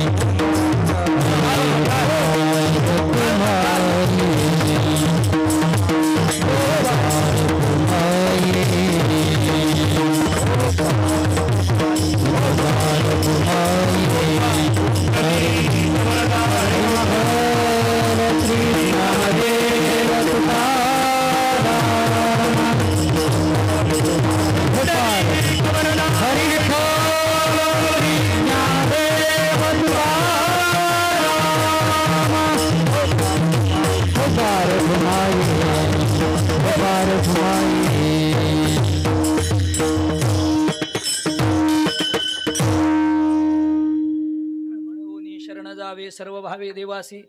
इथे देवपदाचा खुलासा करण्यासारखा आहे. कोणत्या देवाला? सगुण आहे, निर्गुण आहे, कोण आहे, देव शब्दाचा अर्थ काय? असो, वेळ संपली आहे. सर्व भावे देवासी त्याचं एक उत्तर आहे जे मगाशी नामदेव महाराजांच्या प्रमाणात, म्हणजे सगळ्यांना कळण्याकरता. अन्य देवतांना शरण जायचं नाही. ऐसा जो ब्रह्मांडाचा धनी आहे त्याला शरण जावे. महाराजांनी लिहिलं ना, तुकाराम महाराजांनी शाक्ताच्या अभंगात, रंडी चंडी शक्ती आणि मध्य मांसा ते भक्षिती, तैसा नव्हे पंढरी राव, याचा कृपाळू स्वभाव, बहु आहे करुणावंत, अनंत हे नाम जा. या तुहा या पदाचा विचार सांगतानाची एक पुष्टी करून पुढे जातो. तो निर्गुण इथे जर प्रत्यभिज्ञा मानली नाही की तो निर्गुण निराकार असलेला परमेश्वर इथे समीपदेशात हा सगुण होऊन येतो, हे मानावं लागेल. त्याचं कारण आहे, ज्ञानेश्वर महाराजांनी ओवीत लिहिताना असं लिहिलंय की वास्तविक, हे कंसातलं पद आहे, वास्तविक ते कीर अनाम अजाती परी अविद्या वर्गाची राती, माझी ओळखावया श्रुती खुण. त्याला नाव नाही, रूप नाही, काही नाही, पण काय, परी अविद्या वर्गाची राती, माझी ओळखावया श्रुती, नामरूपी खुण केली. त्याचं स्वरूप ते आहे. पण तुम्ही अट्टाहासे माझ्या कळे, काय महाराजांनी प्रमाणे, कळे नकळे ज्या धर्म ऐका सांगतो रे वर्म, माझ्या विठोबाचे नाम अट्टाहासे उच्चारा. असा जर अट्टाहासपूर्वक उच्चार केला तर परी अविद्या वर्गाचे राती, त्याला कळल्याशिवाय महाराज राहत नाही. हा त्याचा अधिकार आहे, ही त्याची शक्ती, हे त्याचं स्वरूप आहे. असा तो हा उतरील पार भवदुस्तर नदीचा. एक वाक्य महत्वाचं आहे. अशी अवस्था देव प्राप्त करून देतो की त्याच्या दृष्टीने मायाजाळ शिल्लकच राहत नाही. महाराज, भवनदी शिल्लक राहत नाही. पहिल्या तीराला त्याच क्षणी जाऊन पोचतो ज्या क्षणी माया नदीचं ज्ञान होतं. भवनदीचं ज्ञान होणं म्हणजे काय, तिच्या अस्तित्व, त्याचा म्हणजे अत्यंत अभाव आहे, शिल्लक राहत नाही म्हटले ते. मीराबाईंचं एक प्रमाण आहे. मीराबाईंचं म्हणतात मला माझ्या मोहे लागी लगन गुरुचरण नकी. त्याचा परिणाम काय घडला? भवसागर अब सुख गयो. गोड विषय. ते म्हणतात भवसागर अब सुख गयो, मोहे फिकर नाही तरण नकी. मला त्याला तरुण जाण्याची चिंताच उरली नाही, कारण माझ्या दृष्टीने तो आता काय झालाय, सुकून गेलाय. मग मला सांगा, ज्याच्या दृष्टीने भवनदी सुकली त्याला हातपाय मारायची गरजच काय राहणार आहे? महाराज, हे तुम्ही कशावर न सांगता अभंगाचं शेवटचं चरण. तुका म्हणे साक्षी आले, तुका म्हणे साक्षी आले, तुका म्हणे साक्षी आले, तुका म्हणे साक्षी आले.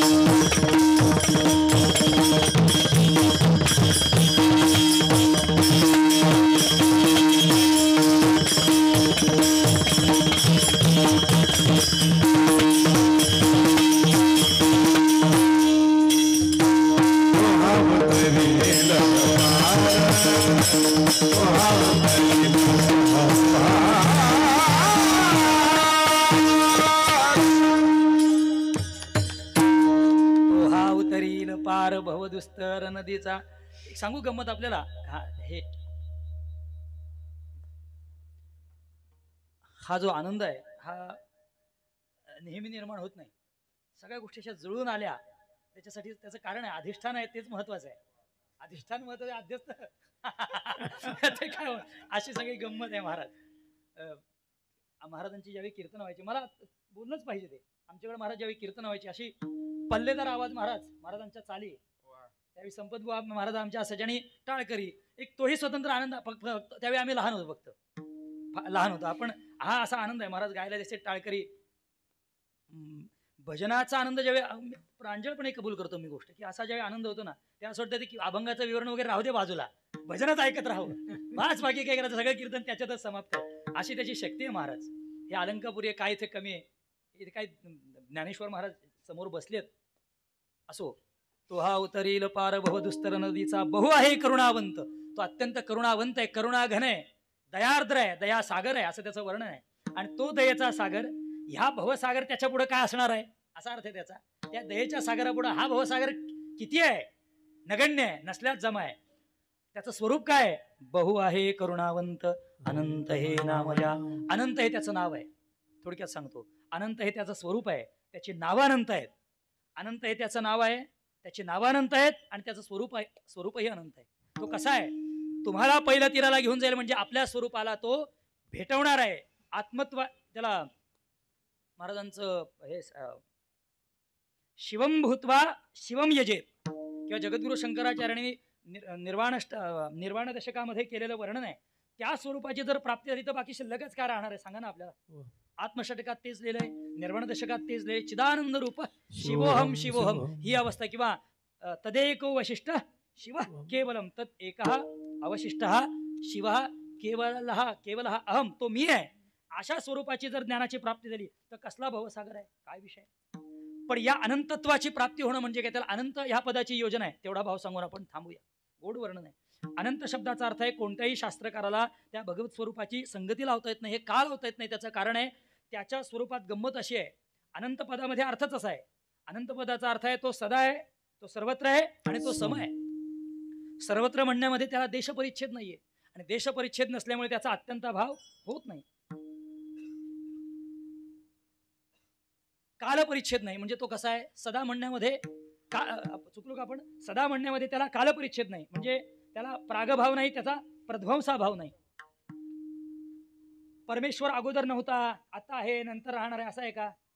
तीनही कालामध्ये ज्याला नाही असा पद वापरता येत नाही, तो सदा आहे, तो सर्वत्र आहे. म्हणताना त्याला देशपरिच्छेद नाही. देशपरिच्छेद नाही म्हणजे त्याचा अत्यंत भाव होत नाही. इथे आहे, तिथे आहे, सगळीकडे आहे, शून्य स्थावर जंगम व्यापून राहिला.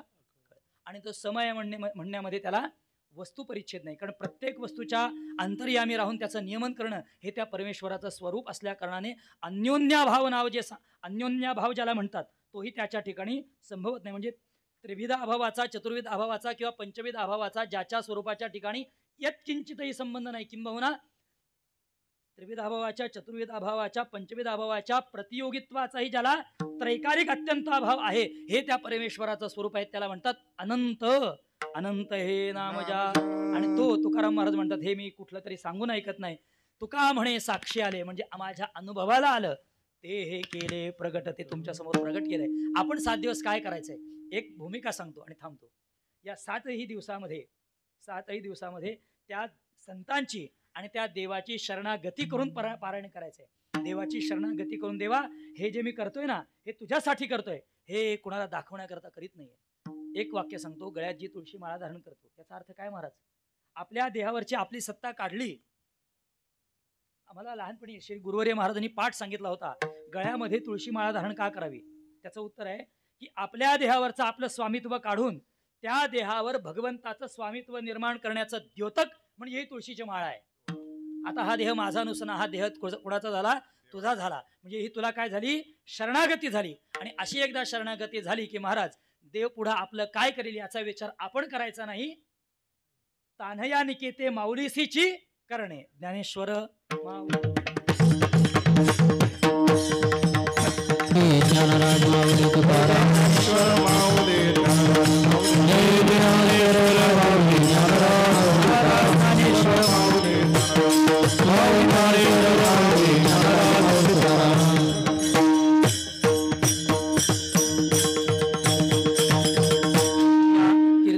सेवेच्या निमित्ताने मी सुरुवातीला बोललो, उपसंहार सुद्धा तिथेच करतो की आपल्यासारखे श्रेष्ठ सगळे गुरुभक्त मंडळी. मला एक महाराज सांगावंसं वाटतं की खूपसे माता भगिनी असोत, आपण मंडळी खूपसे चेहरे अति चांगले परिचयाचे, फक्त नावं लक्षात येत नसतं बरं का.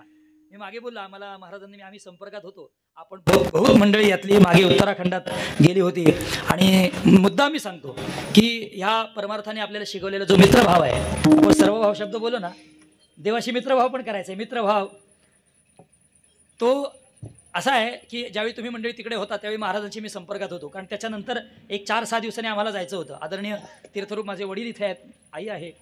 मी सांगितलं याच्याकरता की महाराजांनी खूपशा गोष्टी मला सांगितल्या बरं का जगदीश संजीवन, की तुम्ही कोणत्या आमचे होते की कोणत्या पद्धतीने जा, काय करा, सगळा व्यवहार, हे सगळ्या गोष्टी मला आमच्या आदरणीय ज्येष्ठ गुरुबंधू विनायक महाराज निघोट त्यांनी सांगितल्या.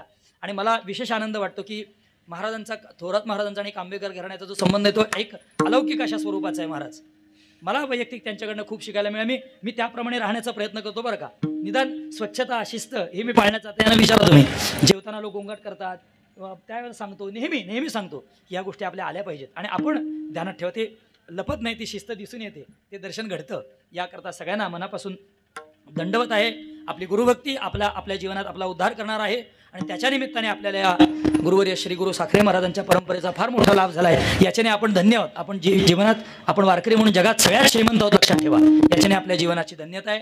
असो, कीर्तनाची मर्यादित दिलेली वेळ त्याच्यापेक्षा अर्धा तास उशिरा सुरुवात झाली आहे आणि त्याच्यामुळे मी काही मिनिटं पुढे गेलो.